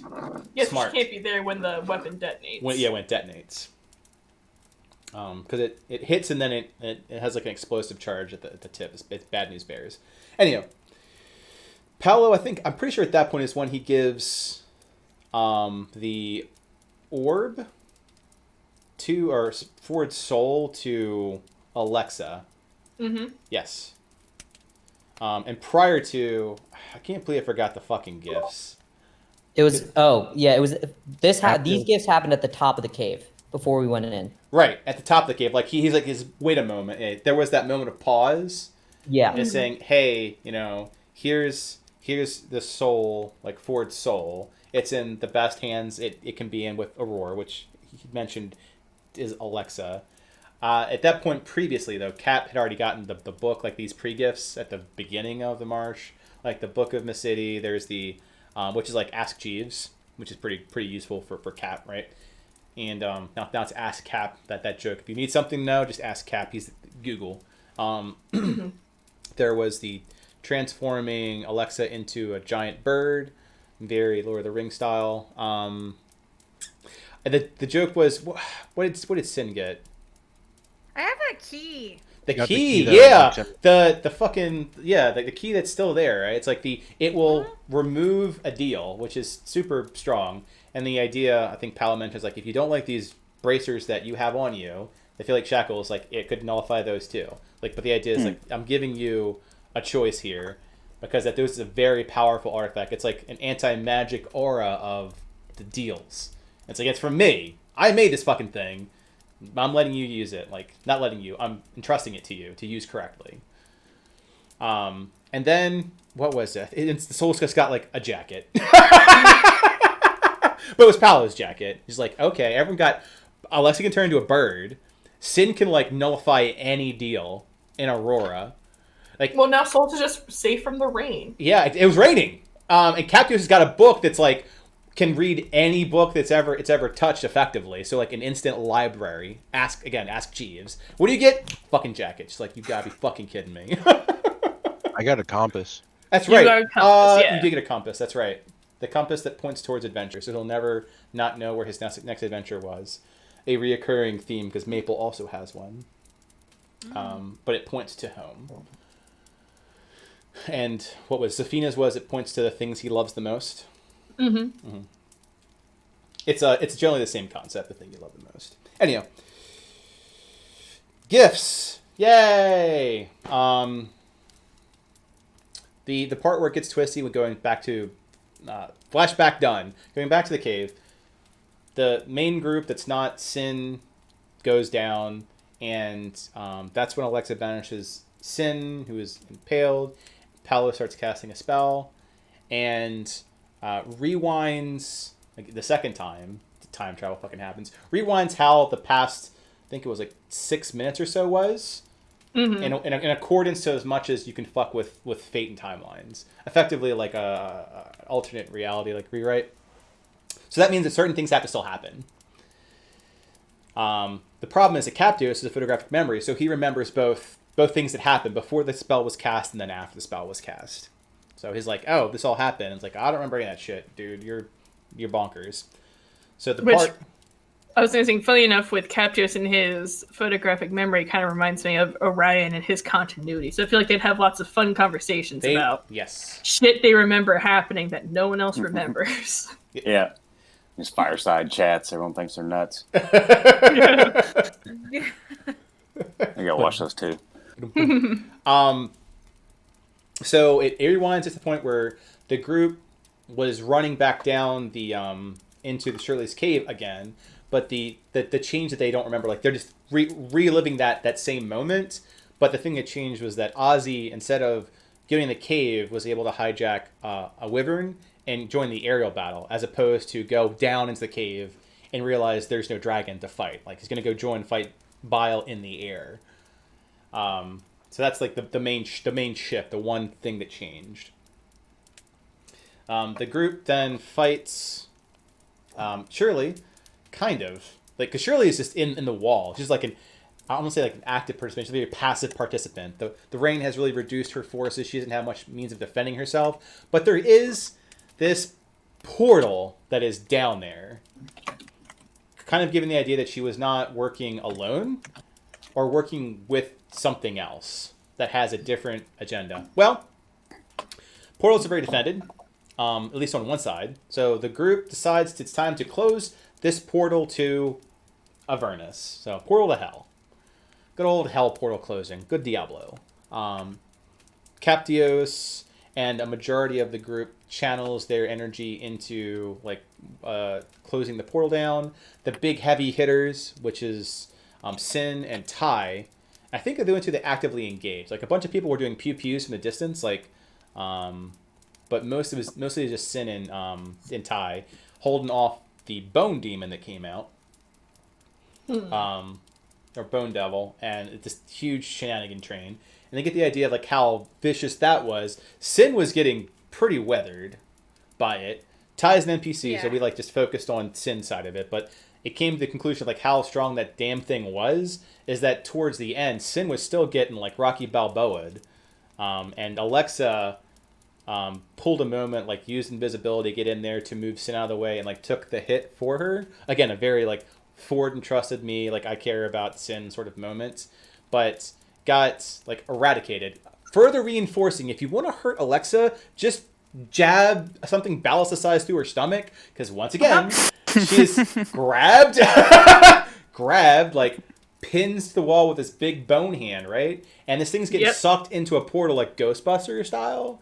And the tail of the Bone Devil, very long, like scorpion, like tail thing. Or I guess it's that creature from Final Fantasy VII that's mechanical. Like that thing, it's got this big ass tail. It's in Player's Handbook, worth looking at. It's terrifying looking. Just breaks it off into her stomach. And it's like, cool, I had all of my health. Now I have none of my health. And I'm dying. And I'm poisoned. Well, fortunately she saved against poison, but like literally almost damn near killed her. Wrapping up After that, portal got closed, monster got thrown back in through it, banished back to the realm of which it belongs. Somewhat of a victory, like, guys killed Shirley. Rolf, with his more noble bloodline now with Bloods, convinced the other Dragonborn to help Alexa, and Tide, being a paladin, was like, cool, flash freeze, like, I'm just going to heal you for a ridiculous amount of lay on hands. So she ended up being a bit okay. The result, between arc 2 and 3, Palo dies. That's like the big cap of the moment. The Dragon of Bile is beaten back, like, has to leave his lair. Shirley is destroyed. The portal is closed. Lots of victory points gained in the grand war against bad, in one fell swoop. However, at a great cost, and that is that to reinvent that battle, like, Palo squares off against Ozzy in his current state, takes the hit that happened to Sin. He dies. Like, there's a text RP about it. The party kind of, like, has that moment where a major player, like Gandalf, dies. Like, Gandalf the Grey, he dead. He just dead. Boom. Gandalf the White is dead. Yeah, Gandalf the White is dead. That's right. Gandalf the Monochrome is gone. And so it's a big, like, call to arms for those that are here, because there's a bereft gap now that sets off this season. With Palo gone, it means the seal that he had on Elo is now weakened. Elo gets out. So it's setting things you have in motion now. It's less protected. It's now more vulnerable. Also, some of the things with, like, the Celestials, like, that whole entire pact, McBroken, a lot was had, like, a little grenade pin, and that's name was Palo. And now it's been removed. Yeah, like, he was essentially holding on to all of the positive plane, and it essentially erupted. So now the Celestials are like, well, this is all just going to hell. Let's just destroy it now. Yep, he had a lot of... He was keeping a lot of peace, for sure. Mm-hmm. So, he gone. He did. Lots of people handled that piece. I could go and I'd have everyone, like, do their shenaniganry for that. Superhero funeral style stuff. Anyway, Paul's gone. Which goes to, where do we go from here? Like, we've done good. How do we want to end this? Like, what's the last thing we moment? Gig shows up. Gig is one of the people there that is very affected. Again, very interesting relationship between Gig and Palo. And Gig kind of highlights, like, look, the fucking world's over. It's like, it's not because, however you want to describe my Palo, my buddy old pal, but, like, what's the last thing you want to do before the world ends? And everyone's like, what? The world's going to end. I'm like, nah, whatever. They caught him on a bad day. Very good that he didn't, like, McMurder anyone, because he was, again, not having a great day. And they decided, after some deliberation, that what they wanted to do was to go after Ozzy. So there was this redemption arc as the last thing they wanted to do. Like, save Ozzy from himself, essentially. Yeah, save Ozzy from himself. And I want to call this out because this becomes very interesting at the end of the arc. Alexa was heavily pushing for this, which I think is a very interesting situation, because the way we went about saving him down the line ended up not being what Alexa, like, in her mind, thought it was going to happen. Yep. So, originally she wasn't for it, because, like, Ozzy, you know, did a lot of crazy things, but it was actually, like, talking with Sin. Sin kind of is the way that she is now versus, like, when Alexa and she first met. Sin was very much of, like, the pure destruction mindset of, like, these people have wronged me, I'm going to kill them, so that they can understand how much they've wronged me. And, like, traveling with Sin, Alexa was kind of able to curb that a little bit and make it so that, you know, Sin wasn't so wanting to kill things. And so Sin was like, if I didn't, like, Ozzy needs someone like that. Like, we need to, like, Ozzy is in the very much of, like, I need to kill Jacob White. Like, he deserves to be given that same chance. And so after Sin said that, then Lex was like, okay, then this is what we're going to do. We're going to give him a second chance. Yeah, it was a huge liberation point, because I'm pretty sure that, and Cap, keep me honest here, like, that Cap and Rolf's next step were not very pro. Let's let's save Ozzy. I even think at one point Rolf's main comment was like, why would we want to go help a psychopath? Yeah, and that ties back to like, hey, this guy hates dragons, and I'm a dragon, and like, why would I go now try to stop him when he could kill me with one shot? Mm-hmm. Again. Yeah, different character, but yes. Nick, you did not have a past life as Rolf. So. That we know. No, I'm kidding. I had this dream once. I was a great paladin. But yeah, it was basically like Alexa and Sin were very like, we need to save Ozzy for various reasons and very valid reasons. And then Captios and Rolf were much less pro that. I think Rolf was very anti, and then Captios was very much like, is this the right thing to do with our time? But eventually relented, which I think comes back full circle and is like for Captios and the way he thinks about things socially and the way he like logically thinks about things, it like later on Alexa's like mindset confuses him very much. They just like they view things very differently. Yeah. The Raven, like the Raven thing was also illogical to Captios, and it's just funny how that keeps coming up. Yeah, like Captios, I think in this relationship is like very like Spock. Like this is very illogical. Like the whole entire the idea of like doing the greater good, like the most good is there. And I think with Alexa, it's not. I think it's like Sherlock. I think it's like putting Spock and Sherlock together effectively. Yeah, actually, I like that analogy. I'm sticking with it. Sherlock that's copyrighted. Boo.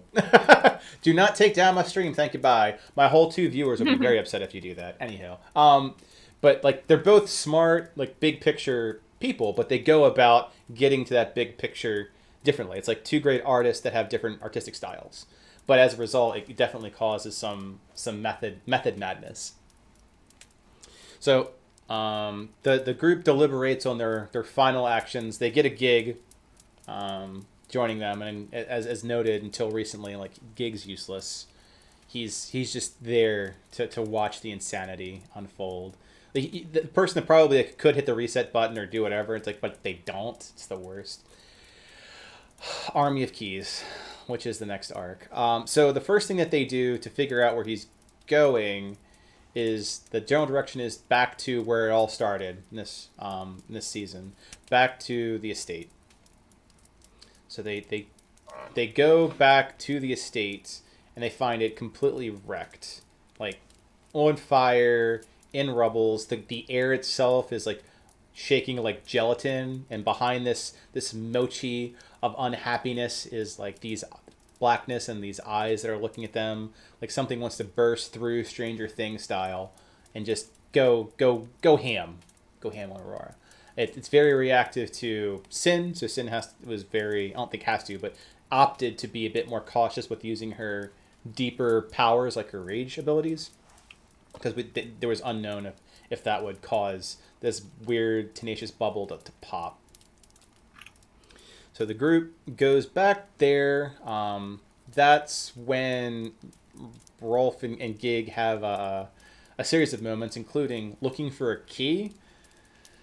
And just the main parameter is like, keys, check this out. Like does the Fantasia thing, but instead of brooms, it's just a series of keys. This duplicated, it's the worst. And then throws like the actual key that he duplicated to do that shenaniganry like into a pile. And I was like, that's amazing. I'm like, I know, right? I am amazing. So also kind of reinforces at this point that Gig is affecting, like being in the presence for Gig for too long is affecting them. Rolf's powers are like supercharged. Hence the joke, like I missed casting Lightning Bolt at will. Because it was very much amping up Rolf's innate catalytic powers of lightning. I got to use all my hit die, sorcery points, and spell slots as max level spell casting like a warlock. Mm-hmm. It was pretty redonk. That said, he couldn't modulate it. So when he decided to like, we're having some problems getting down into this area, it's like, I'll just do the same thing. I'll cast like, chromatic orb. It's like, boom, cannonball style. I'm like, I can't surgically blast this open.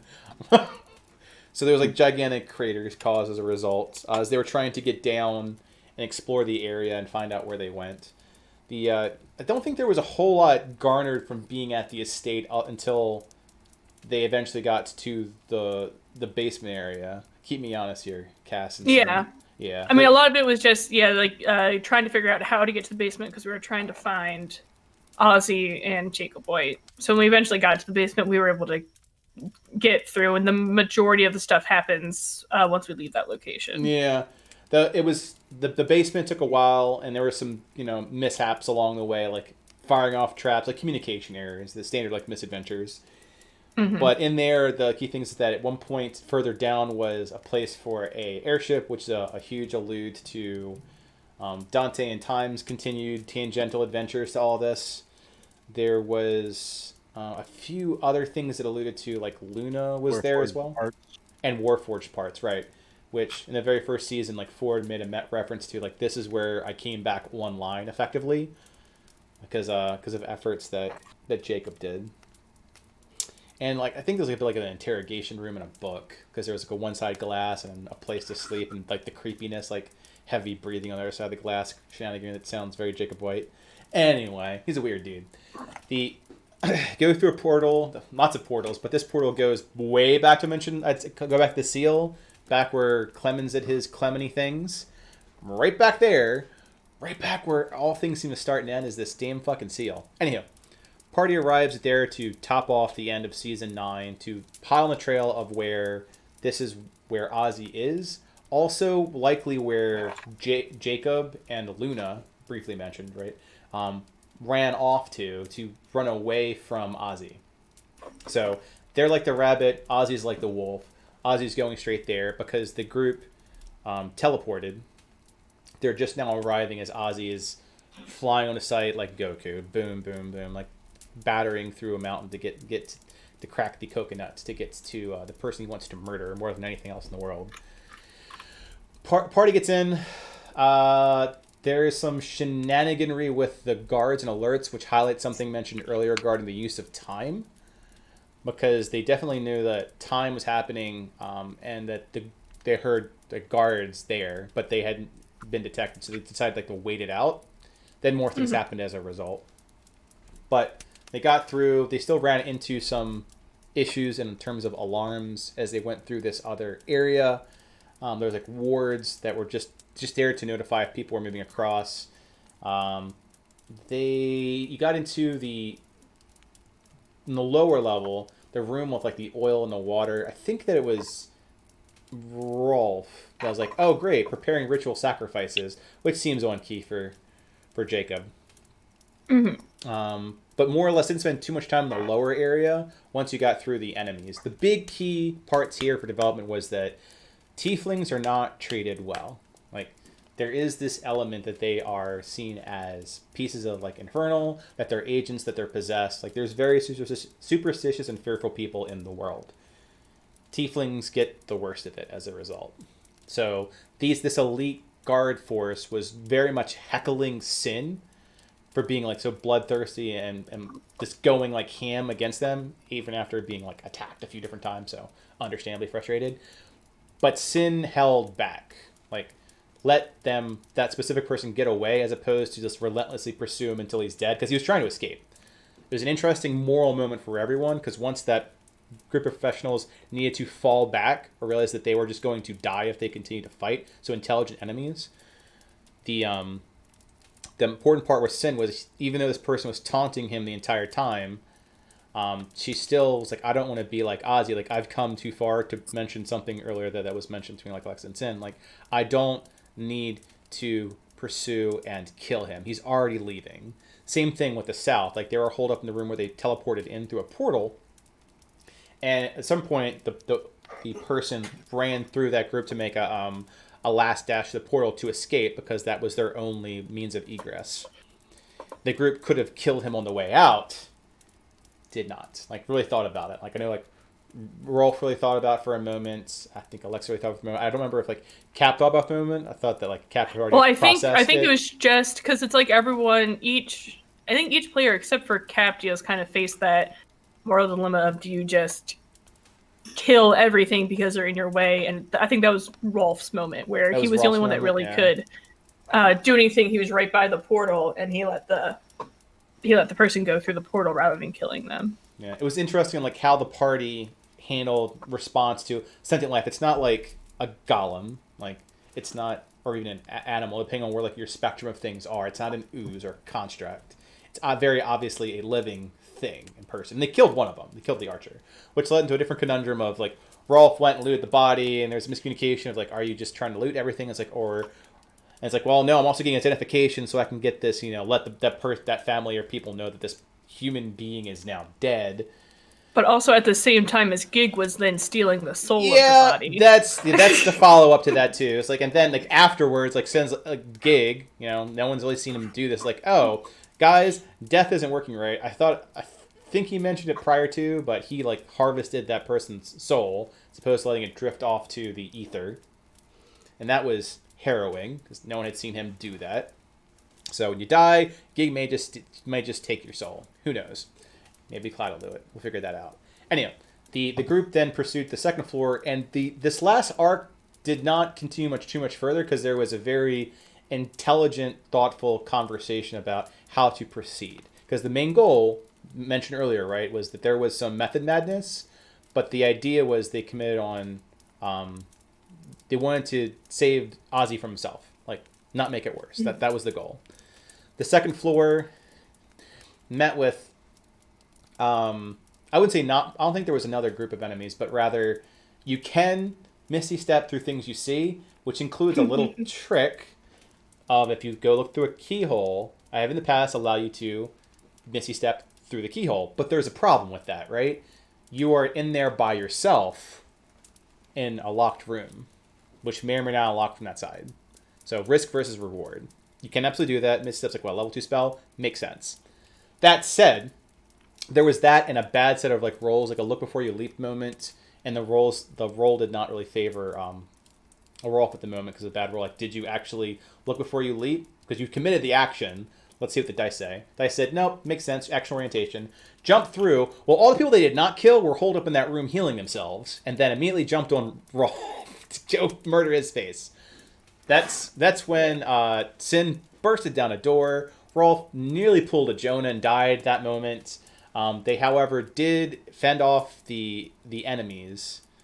I think you guys let the ones in there go.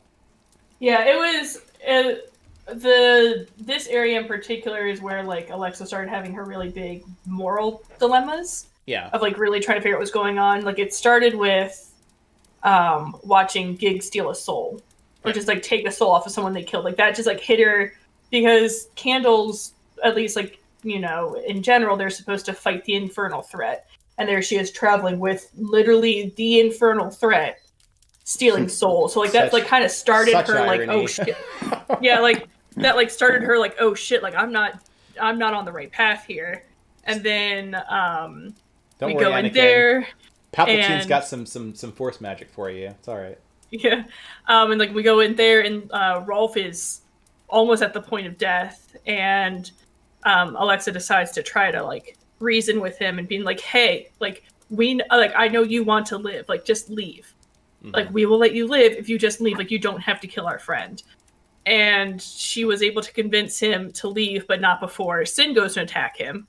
So Sin goes to attack him. He still leaves, and he runs past Alexa, and she kind of decides, like, I'm going to hold to my word. I told you could leave as long as he did not kill, like, our comrade. You can go. So then he left. But that's, like, kind of like the start of her moral compass issues is that she's spinning out having. of control. Yeah. Right. Yeah, I'd say it feels as though that it started at the start of the marsh, and then the plane just completely just spin out of control ever since that moment. Yeah. Yeah, I think back to Neuro, and then like it goes from there. But the same thing too, like the rules of the engagement have changed. I don't get too deep into theory crafting. Let me get through the Fireside pieces of it. Yeah. So that's the healing room. Then the idea, Del mentioned that Rolf, the character, has all these pull the resources into one thing, which sounds great until you have no fucking health, no healers. And it's like this healing pool lets you pull on hit dice. You'll see that a lot more in Arhor'ha, that we find means of using the hit dice pool more creatively as opposed to short rests. So this thing would let you heal up, but you spend hit dice. Well, that's bad for also like. So once he realizes that it's not beneficial from like a metaphysical perspective, like, nope, I am not going to do that because that's pulling out my entire juju. It's bad. I need my juju. Or their health potions, which they were. So he's like, great, I'm just going to chug these like fucking Kool-Aid. Party rests up, goes south, finds Ozzy, which is the last real moment of the final arc in the season. So first off, if you've ever played games like Mass Effect 1, it's like, cool, really good use of diplomatic options of solving very violent or tense situations. This would be very iconic for the season and Aurora in general. Because through very, very excellent placement of words and diplomacy, the end result was they were able to talk down a person that was bloodthirsty and wanted to go after Jacob. Like, that's the whole entire Especially in the presence of the growing threat, too, to still be able to... And he has, and they kind of like hit, like I mentioned like very briefly Luna, and like they have that familiar background. It's like, and the equivalent, like My Little Sister, and he has that person hostage, and you know very well what he's capable of. So you want me to, one, not continue through my vengeance, and two, leave that person in the hands of that monster? Like, tough sell. But Party, both through good role-playing, concise arguments, some dice that supported it, where it was able to talk him down, not without huge amounts of like explosive dialogue about it. And it left with the idea that like Cap has even more responsibility now before, because Cap and Ozzy had that sort of very direct, almost like pragmatic bond piece. Like, look, like I know what I need to do. Is like, if this was your situation, it's like, and it was your father, which goes into his background, you had the opportunity. How would you handle this?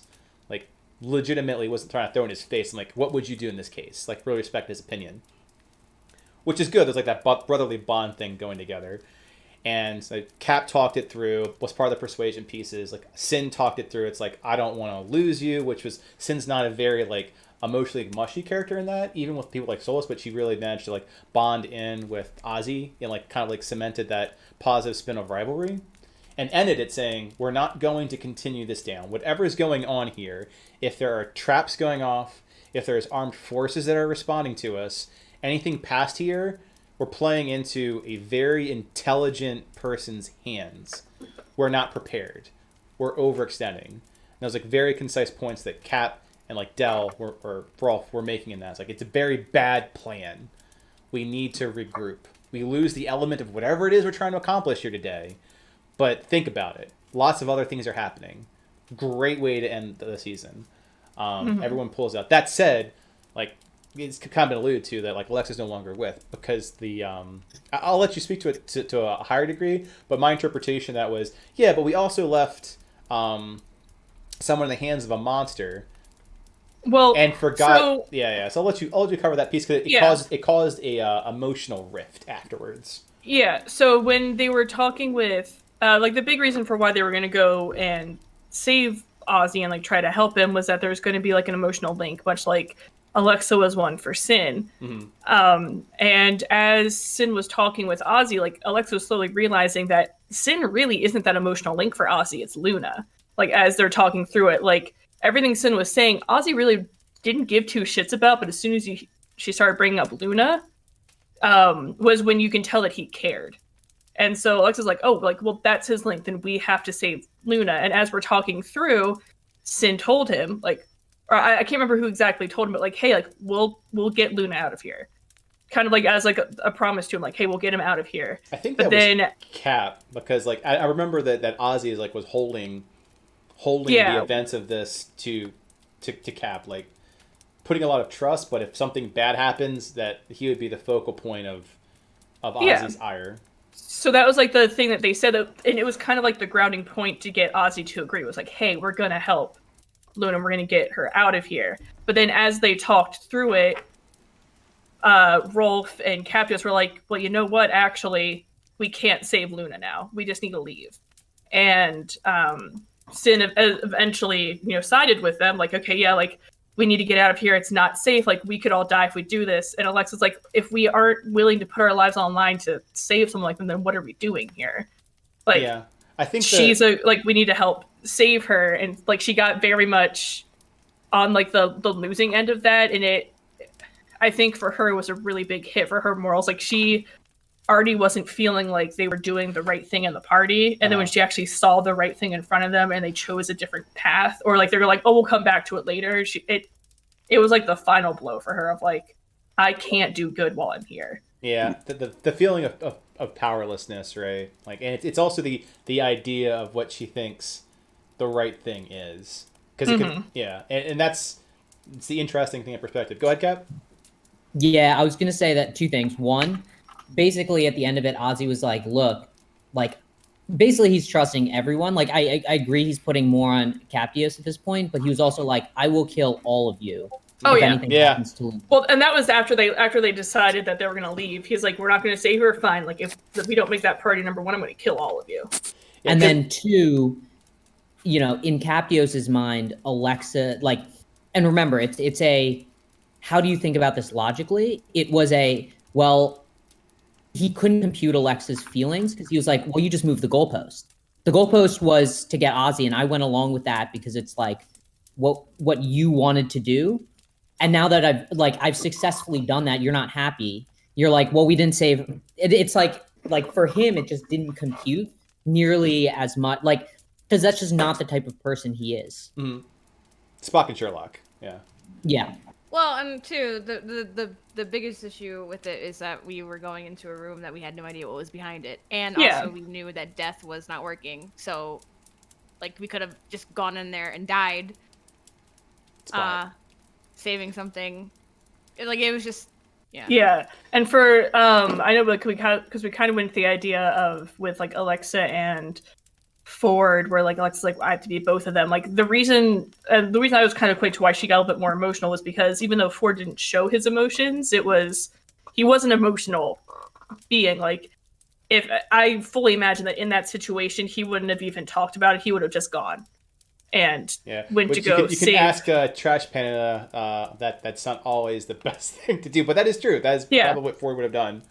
So that was, I think that started like when she got Ford's soul and like the realization that like Ford was not coming back. I think that was what started to weigh really heavily on Alexa, and her brain was just like, given this situation, what would he do? And she just couldn't see a situation where he just would not go in and fight. And so she was struggling, being like, I can, because she can understand the logic behind it, but she's like, she's like, it's almost like she's symbolically carrying Ford with her. Yep. Yeah. And at this point also like physically has his soul. I always equate the story of Alexa a lot like Katniss Everdeen. Starts out fiery and ends up a broken soul. Like that was her breaking point. Yeah. Yeah, it was just kind of like that one point where she's just like, and it goes into there's text RP later where she realized like she just can't do good here, and the reason that Solus follows her at the very end was Alexa was very much the mindset of, I'm going to leave this party and I'm going to do good even if it kills me. Like, I just need to feel like I'm doing something good. Mm-hmm. And if it's a suicide mission, then it's a suicide mission. But I have to feel like I'm doing something not on the side of the Infernals. On that note, because that's like the last real event that happens. Yeah. And there's a lot to deconflict and decompress from that. Some key moments was at one point during this arc, Solus pointed out to like Cap, like what would Paolo do? Like the idea of Paolo is, oh wait, Cap might be gone too. That the Paolo is gone. Like no matter how you look at, there is a sort of like void left by the passing of someone who is influential. We joke about like Paolo being like the very Gandalf character, but when something of that happens, there's still a void. Like who's going to be that voice now? Who's going to replace that? And both Captios and Solus were very beholden to the part that Paolo played in the great soup of getting shit done. So it helped Cap like rise to the occasion. Like I have to do this, which made that voice stronger. And same with like Alexa, but for things more like the greater good and whatnot. So Alexa breaking down, more or less. Solus making the huge like explosive text RP piece of it, which is well worth reading because like both Sin and Solus say some very hurtful things to each other, and then Alexa and Solus going off to do who fucking knows what. And that ends season 9, which later becomes the Revolution Party. So when we make a lot of the people being brought in new was the post for Revolution Party. So we're filling out the Savior's Party, which covered the Alara cast we covered a little bit, which was season 7. The season 9 party is Revolution, but because of all these events and all this raw state, that's why we work really hard to make sure it's sticky. We don't want to say, I'll just trust you because you were player 5. It's like, that's not how that works. Like, that character has to make sense, and having more reasons to trust after all these events will make it a faster, more realistic bond. And there will be an opportunity very early on for to put actions to words, which I feel is going to be the flash forge a lot of people are going to need at the end of the day. That said, it's gonna be a deal. 3.5 hours to sum up a year and a half. That's not. Yeah. I'll drink to that. And it kind of goes like I know for like a lot of new people we keep hounding on the idea of stickiness, and it's because like for Alexa, I enjoyed playing her. If I had the choice, I would want her to stay in the party, but when like seeing how I was playing her and how things were going, like there was no logical way to continue to be her character and make it make sense for her to stay. So it was just like she just wrote herself out. She didn't die. She just wrote herself out, and it's very easy to do. So that's why we're always asking, like, well, then why would they stay in this situation? It's because like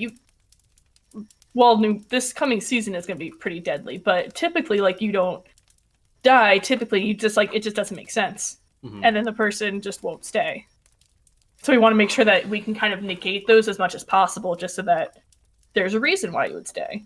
Yeah, to like emphasize that too, is if we ever ask a bunch of questions and we really start, I wouldn't say poking holes, but like really making sure that the meat is nice and juicy and tender and ready to be fried up, or however we want to cook that damn thing, it's so that you get that, good, yummy, at the end of the day, the meal that you are looking for. Without it, it's going to be like, hey, why did you microwave the steak? And I'm like, because it needed to be hot. Like, no, you want the whole entire reason is you have a nice meal. Good. Go ahead, Crazy. Well, is it Crazy or Crazy Gentleman, or just CG? I don't have any points. I'm sorry. Someone walked in my room. Oh, I saw your thing light up. Got it. First off, thanks for listening to me mostly monologue for about 3.5 hours. I'll go to the AMA portion. So we just summed up season 8, season 9, key one shots. We glossed over some facts that I feel like could drown. Again, 3.5 hours of information, that's a lot of exposition. Yeah. And we'll open up. Well worth it. Well worth it. Yeah. I'm glad. Hopefully it was nice and entertaining. If not, well, hopefully had a nice drink to go along with it. Otherwise, I'm going to open up for AMA. Panel-wise, I know Cap stepped out, so we'll do DM and community managers. As a heads up, I'm Buckland. Probably should introduce myself a little bit earlier. I'm the dungeon master for one of the season sets. Good. So seasons like, hey, by the way. Seasons 1 through 10, with the exception of Relic Hunters, I was the dungeon master for it. We support multiple DMs. Lots of people do like one shots or like three session adventures here in between. We highly support all of that. It's not the traditional like this is the dude. This is Bob and Bob does it. This is Bob's table. This is a community. So if you ever have questions, anyone can self-assign to be a DM, and we pull resources to really help support that effort. That said, you'll see a lot of times that we'll say, great, do community managers, because these are people that know this information and can help you. Also see as if there's something to be deconflicted, which is very rare, but just reach out to figure that out. And then once you know, by all means, move that forward. Like, you can help other people. We're big on crowdsources. We're a cozy coffee shop. We're not Critical Role, and by God's sakes, we're not your local card store Adventure League table. We're here to build good stories, not like get XP. No knock against support your local card stores. That said, AMAs.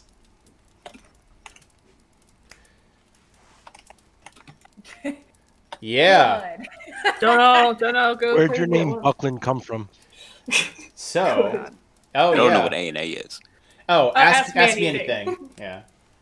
Oh, okay. Yeah. So that's. I'll take the softball. Thanks, Del. First question. What's an AMA?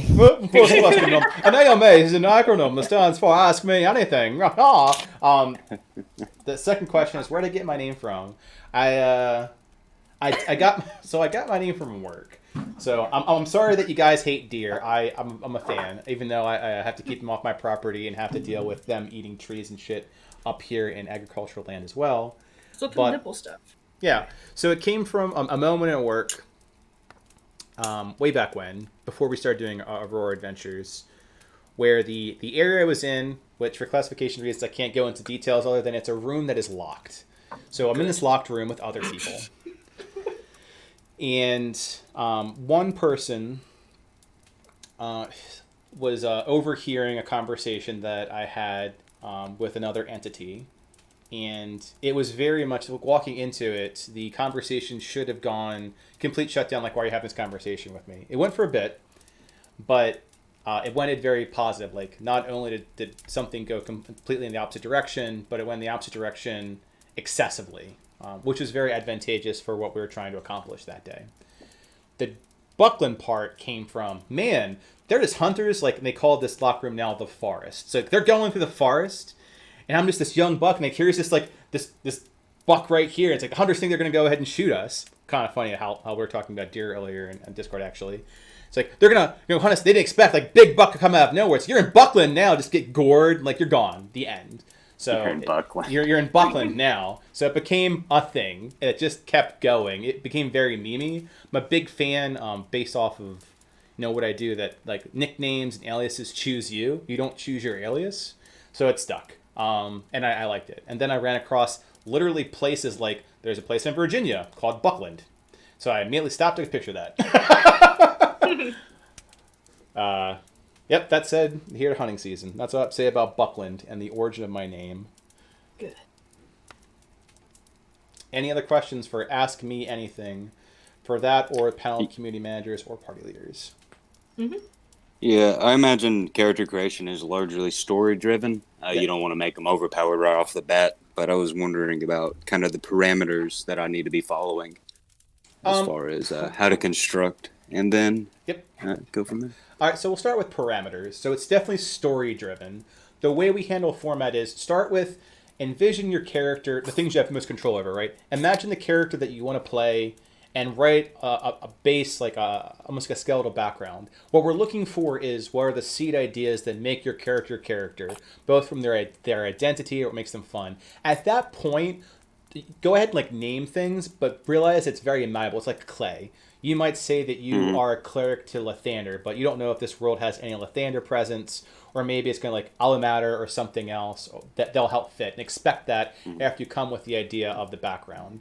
When we go when we go through the session 0 piece of it, that's when we start threading things together to make sure it like clean meshes in, and then you'll have the background piece. So as far as like the power scale of things, you can start with whatever, and we'll take those seed concepts and say, hey, how integral is that? And work from there. There'll be a lot of back and forth, and if things don't, like, say, are sticky or don't gel, it's very rare, like maybe 1 in 10, we say, let's scrap the concept and move on to a different one. Most of the time, we can make it work. Mm-hmm. All right, that's sort of what I had in my mind. Yeah, it's very, very story-driven. We're a very story-driven playstyle and community. Like, I think that last session in Season 9, the only roles that even happened were the negotiation and the persuasion roles. Mm-hmm. Yeah, we're very much, and you'll see us say it a lot, it's always going to be story over mechanics. So if we ever see, people talking more of like, oh, well, I want to do like this amount of damage, or like I want to get these spells, or like, why would you have them story-wise? Like, we don't, like, our games are not very mechanically driven. Like, everything that you get, any kind of like background feed, anything like that, like, yeah, like they have some cool effects if you look at it mechanically, but it's very much based off of the story, not just because, hey, I want something cool. Mm-hmm. Yep. That's why we don't do multi-classing, and we have the alternate advancement piece of it, so that it helps like smooth things over. We've had a character once that's like, hey, my character identity is like, I think I'll walk through like what makes my character. Think James Bond. Like, if James Bond had to be a class, what would he be? It's like, I can't walk the door being some like level 11 that has like 3 points in fighter and blah blah blah blah blah. It's like stop thinking about the mechanics. We say, well, what do you see him doing? It's like, well, he's very persuasive and you can fit. It's like, okay, so let's make sure that you have features that help you be in character, someone that could walk into a situation socially. Nothing's worse than saying my character is super strong and then can't lift anything. I think that sometimes dice will hate you, and I really appreciate, like, I think it was like a sin, like you mentioned a few times. Like, look, I'm supposed to be the super strong person, the dice fucking hate me. Like, part of that is reality is messy, and it should always be a degree messy. But if you're consistently not doing any of these things, like, I'm not really being able to play my character, and we don't want that experience. Yeah. That's exciting. It definitely opens up a few approaches for me. Mm-hmm. Yeah, we'll always, and like I always think of, in particular, like characters that could be seen as multi-class, but they're not. Would be like specifically Alexa, because she's a warlock, but she plays much more closely to like a rogue. Like she was a lot of like support, making sure that people were able to be healed and like very much perception based. But mechanically, she was a warlock. We were just able to flavor stuff as she grew, and as I kept playing her, that fit more of like how she was being played and what fit more to her character, but she still is like a warlock. And that's kind of how things go through. Like, kind of think of like, okay, like backstory, this is what they'd be, but like you want to give them like certain amount of flair, or you see them being a little bit of a different way, we'll give you stuff to help you get those aspects. Yep. And it seems like it's like a milestone incentive to put a word on it, so it'd be good to kind of chart out a path that I can logically take if the opportunity presents itself. Exactly. Yeah, like kind of story milestones. Yeah. The thing that makes me so sad that Alexa left the party right before she got her next like upgrade, essentially, which was it was something that I knew was going to happen, but it just didn't fit. It didn't make sense for it to happen in the story yet. And it was that she can do what is it called? Buck, the spell that essentially it makes her meld with Ford. Tensor strength or something like that. Yeah, it's Tensor's transformation is the way transformation. Is the way I explained it. Yeah. So so essentially when she's fighting, she can become like a Ford like. And she would have actually been melded with him at that point on like a physical, spiritual level. Yeah, spirit armor, and there's still some potentials for that to show up in the upcoming season. Yeah, but I don't get to play her when that happens. You won't, and it is very sad. It's the rough part when you've been in every season and mostly played different characters, because you can't play Io either. Yeah, I can't play Io either. Yeah, and one of the reasons is this season we wanted to open up more. Well, I wouldn't say potential. Like, we wanted to open up Arhor'ha to more people. Like, we wanted to open up the gates as wide as we could possibly do. It is, just keep in mind that it is a lot of work to do that. So we normally take a downtime of about a month or two, depending, between seasons. Like, this time we took down 3 months because, like, we want to make sure that all 3 groups have a good time. Survivors already went through their lock-in prelude. Rip Jonah. first death of the preseason. Oh, so sad. But we want to make sure we take the time to set up that when we hit January, everyone's got a chance to, and not playing more than one groups, because it'll be really very painful conversation to have. It's like, great, well, a couple people from these groups are joining, or you are now in a group with your other person. Which one do you want to play actively? Which is something like the only person that affects currently is Sin. I hate to be like, great, who wants to be in the back seat, Sin or Alara? Because one of them has to take a bench. Yeah. Well, we'll cross that road when we cross that road. There's also the idea, who knows who dies? Because it's that's also assuming that both of them survive through all of this. Correct. Right. Yeah. Yep. Yeah. And that's also kind of a big thing to kind of hit on for the tone of this coming season. It's a little bit different. Death is broken. So in the past, like if a character dies, you could be like, oh, it's fine. Like we can maybe go do a resurrection spell. That's no longer an option. So unfortunately, like that's also kind of when we wanted to have a whole bunch of new people coming in, but also that there's 3 parties. Is if your character dies, they're dead. That's it. You don't re-roll a new character. Your character died. Mm-hmm. So that's. I think we're still in talks of like how we're going to handle, like players, like characters have died, like to help keep them engagement, because I'm sure character is dead, like how super excited can you be about stuff? But we wanted to get new people coming in first, making sure we had everything set before we started doing those talks. But that's like a really big thing. Like, this is your character, and like that's it for this season. Now, when next season comes along, there can be like other characters and stuff, but we don't really know what the state of Arhor'ha is going to be after this. It might just be, you know, completely gone, and we'd be starting in a whole new land, or we saved it, and everything's fine. So it wasn't part of like the ask anything, but we strongly believe in agency. Like, if at one point in time there was a crossroads where Sin was like wanted to burn Freeport to the ground, which Alexa hit on too, but like a previous Sin was very vengeful, and part of it was like this city has wronged me, burn this fucker to the ground. If that became like literally an objective of the party, that's it. It's not like well, I put a lot of time in making Freeport, so I don't want to burn the ground. The city would defend itself, but if you succeeded, it's fucking toast. It is gone. Like your decisions have the ability to float and wait, but it goes in both directions. Other people will make decisions, and that's why you have no plot armor. To them, in their world and their story, you are just the same as any other entity that may be with them, against them, or an innocent bystander of their actions. Sweet. Yes. So, what are the three groups, and basically the whatever position your character is in the plot that pretty much decides which group he will be with, or they will be with. Right? So, Cash, you want to take that one? Because I know I'd have Cap to it, but I think I step out for a second. Because for everyone that's like Ball, Crazy, and Light, the group that we're replacing because it's starting next Saturday is Revolution. So you want to go over what Revolution stick is, like who are the people there, like what their roles are, etc. Let's start with that, Cass. Yeah, absolutely. So, we've been doing like this recruiting thing for a couple months now. Couple months. So at the beginning there was like, you know, each party was open, and we were looking to get 5 or 6 people per party. Now as we went through, we were able to fill up survivors and saviors, which is the second party, which I'm party leader for. That one has been, you know, filled up. So everyone new, which is gonna be Crazy, Ballpoint, and Light that I'm seeing here. You guys all are looking at being in the Revolution party, which is the party that we were just talking about for season 9. Which is also why I'm really glad that you guys are here, because that's the party that you guys will be joining in. So you kind of have a big idea of like, hey, like what did they face?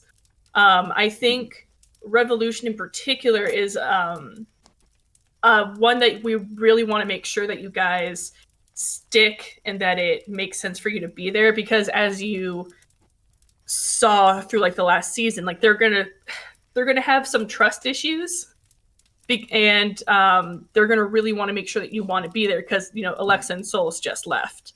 Like they just had allies that had been there for a while just leave, so we're gonna really try to focus on making sure that like whatever character you build, like they better damn well want to be there. Otherwise, I don't know if the party would accept them in. Like it doesn't just they don't just fit in because we say one being aware that there is some baggage to work through, and the people that have, well, again, that word, the baggage, are able to look at it from more a logical perspective, but at the same time too, they're going to see the data points from a Cap perspective, like a very Spock perspective, that makes it good allies to have. Like I think that like a few, like I won't speak for Sin. I think Sin's very emotionally raw right now. Actually, I'll let you see. I don't think Sin would give a fuck one way or the other, to be candid. Like who's joining or leaving, like in their eyes, they're all probably on the negative slant. But Cap is the party leader that's currently like leading us on and has a lot of support from. Again, I won't speak for Rolf, but it sounds like I'll speak from Rolf. So it's a lot of making sure that there is a trust. Yeah, the cohesion, exactly. Yeah.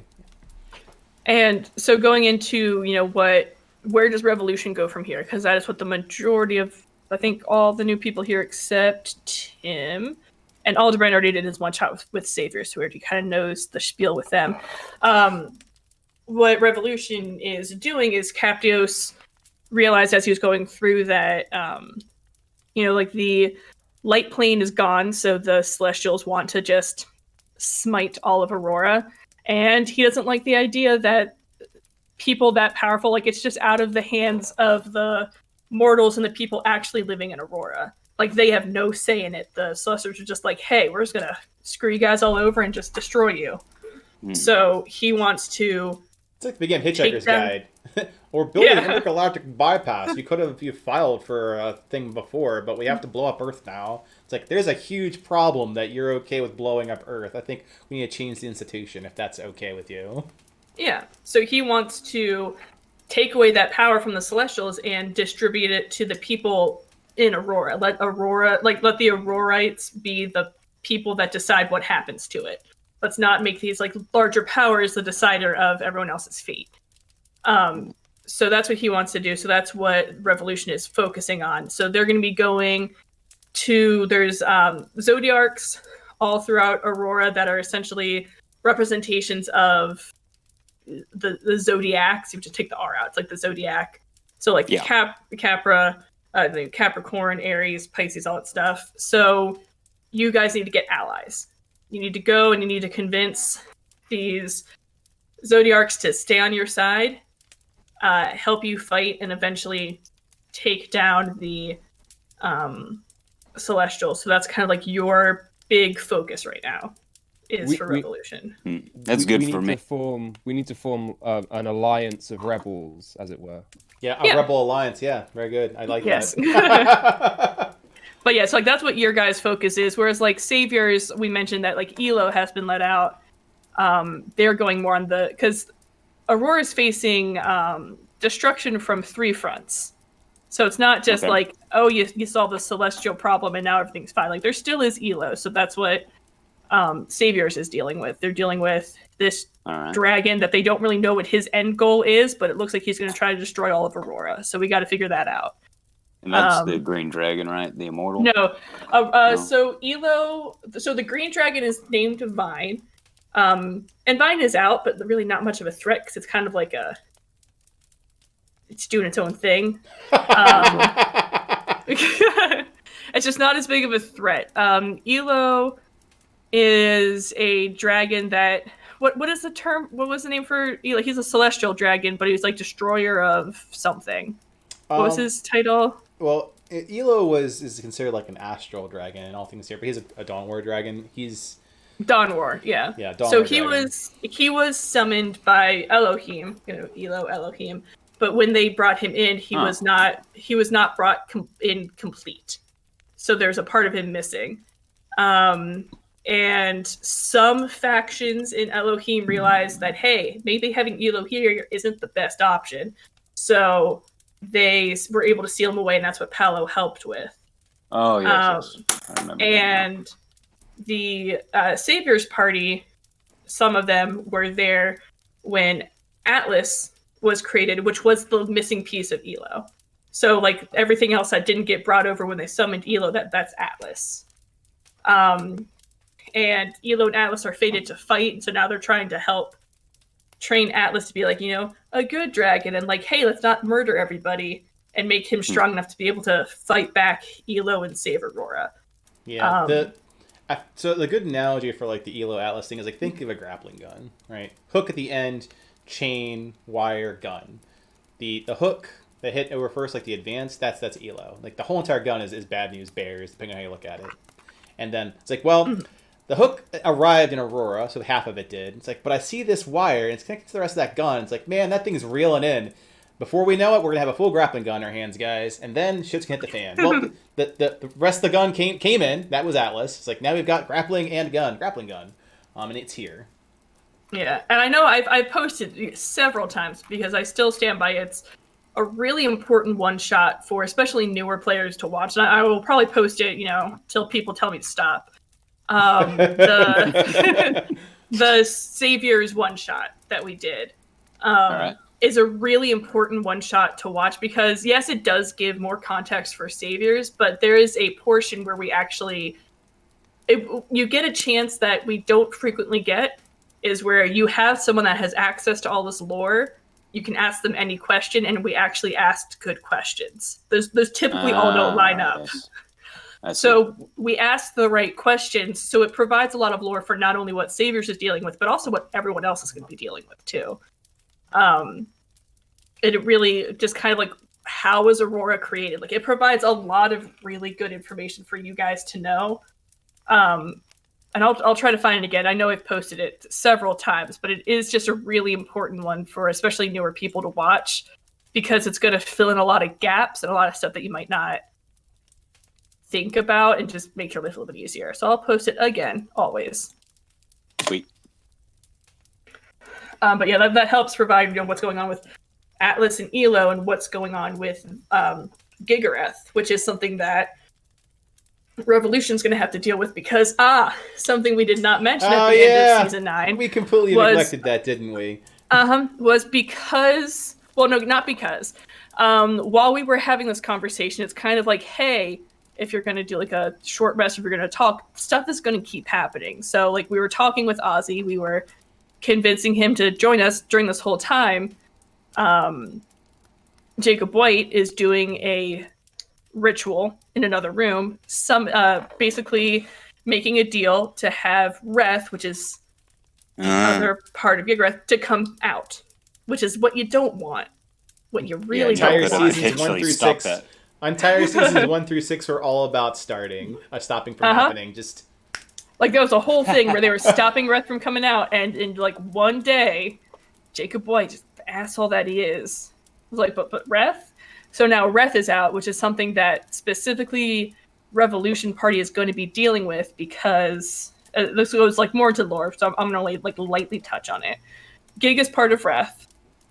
He's like the celestial part of him. And Reth wants to be recombined with Gig, but Gig does not want that. So you guys are traveling with Gig, so you're going to have Reth hot on your tail. So that's his motivation then, basically. Yeah, that's one. He's got many other motivations. He is essentially destruction. Like Reth is like the embodiment of destruction. Yeah, the best way of handling Gig is do not. Trying to figure out his motivations is like a Cthulhu-like descent into madness. You may find the truth and go crazy in the process. Just like acknowledge he's there is one of the few things that I recommend, like not trying to overthink, or it's like a puzzle box. Whereas Reth is, when you think of like a devil, you think of like someone that is lawful, but they're also very dangerous, and they have that power for destruction. But they can be like tricky, kind of like Loki. So you think of like. Gig is like the personality of Reth, the trickery, the lawful deals and everything. Whereas Reth is just the pure, like he's not really like someone that you can have a conversation with. Like he just wants to destroy. He is destruction. So it's two very different sides, and that's something that Revolution is directly going to have to deal with. Don't know when, don't know how, but it's happening. Going down. Going down. Yep. Any other good questions? Good diatribe. Well, I got loads of questions, but it's already been late. It's true. Well, let's see. It is already almost 7, so how about we'll do 2 more questions, and then we can call it, just because we don't want to keep people past the 7. Yeah. The 7. Yeah. So. 2 more questions, and then we can call the chat. Then you're more than welcome to type up your question, and we can answer it, when we get a chance to get to them. It just won't be in the talking format. So if you have a whole bunch of questions, hold on to them, and you're more than welcome to ask them, and we'll get to them. But yeah, we got these last few minutes, last 2 questions. I'll pass it on to anyone else. I got plenty of stuff I got to organize anyways. Yard. So we make sure everyone has a chance to so I know there's 2 people join ballpoint and light. So we'll toss up the yellow cards, I guess. If you have a question, you want to throw out the forum? I don't particularly have any questions about lore or what's going on at this point. I wouldn't mind chatting to someone at some point about who my character is and how he fits in. But gotcha. I don't really have any serious questions for the stream that Bookland's doing, or for you guys about everything you've just been saying. I'm pretty on board. Okay, and then for that, because again it'll be Revolution. So Captios will be like directly the person that will help kind of bounce stuff off. But yeah, putting any of like your stuff about characters and trying to like if you have an idea for backstory, put it in the Revolution party chat, and then Sin can also help, and I'll try to keep an eye on those things as well. We can just kind of talk through it. We can hopefully get you into a character that you feel comfortable and that we think will gel well. And for each of you, once we kind of have a character that like, okay, like we see the backstory, we see how things are going to fit, we'll then do like a voice chat session 0 with you, which will be you, myself, Buck, and Sin, typically, and like maybe Captios will be there, where we'll just sit down, we'll make sure that you have all your roles done, everything is done, you have a background beat, and we'll get you like really solid. But most of the stuff will be done through party chat to get you guys ready. Mm-hmm. Yeah, and this is like what, almost 4 hours of exposition fire hosing. There should be this background on like, well, what does that matter to me? And that's completely an acceptable stance to have. So as those come to form as the primordial soup that is the story that you're penning for your character, is like how does that story pen in with some of the events? This is a go of saying here's some things that are already happening.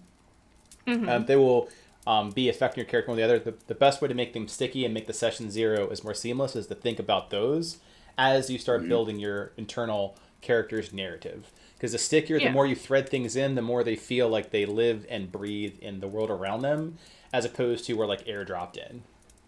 Yeah, especially like we're giving a good idea of like how the characters think, because we kind of went through each of the characters that are there. So hopefully that'll help you also understand like what is the party's motivations and how can you help make that motivation work for your character, so that they can kind of gel in well with them. How about you, Light? You got any questions? Gonna assume mute or no. All right, so thank you again for everyone swinging by and listening to us go over the last 2 seasons. Good standard questions. As Cass hit upon, this is not like, and now all questions are done, and you may ask no more questions today or any other day. By all means, utilize henceforth today. Questions are closed. Utilize Discord. We're a big fan of the call out, so community helpers is fantastic. For Revolution, your party leader is Captius, also fantastic. Use that party chat. Cass mentioned.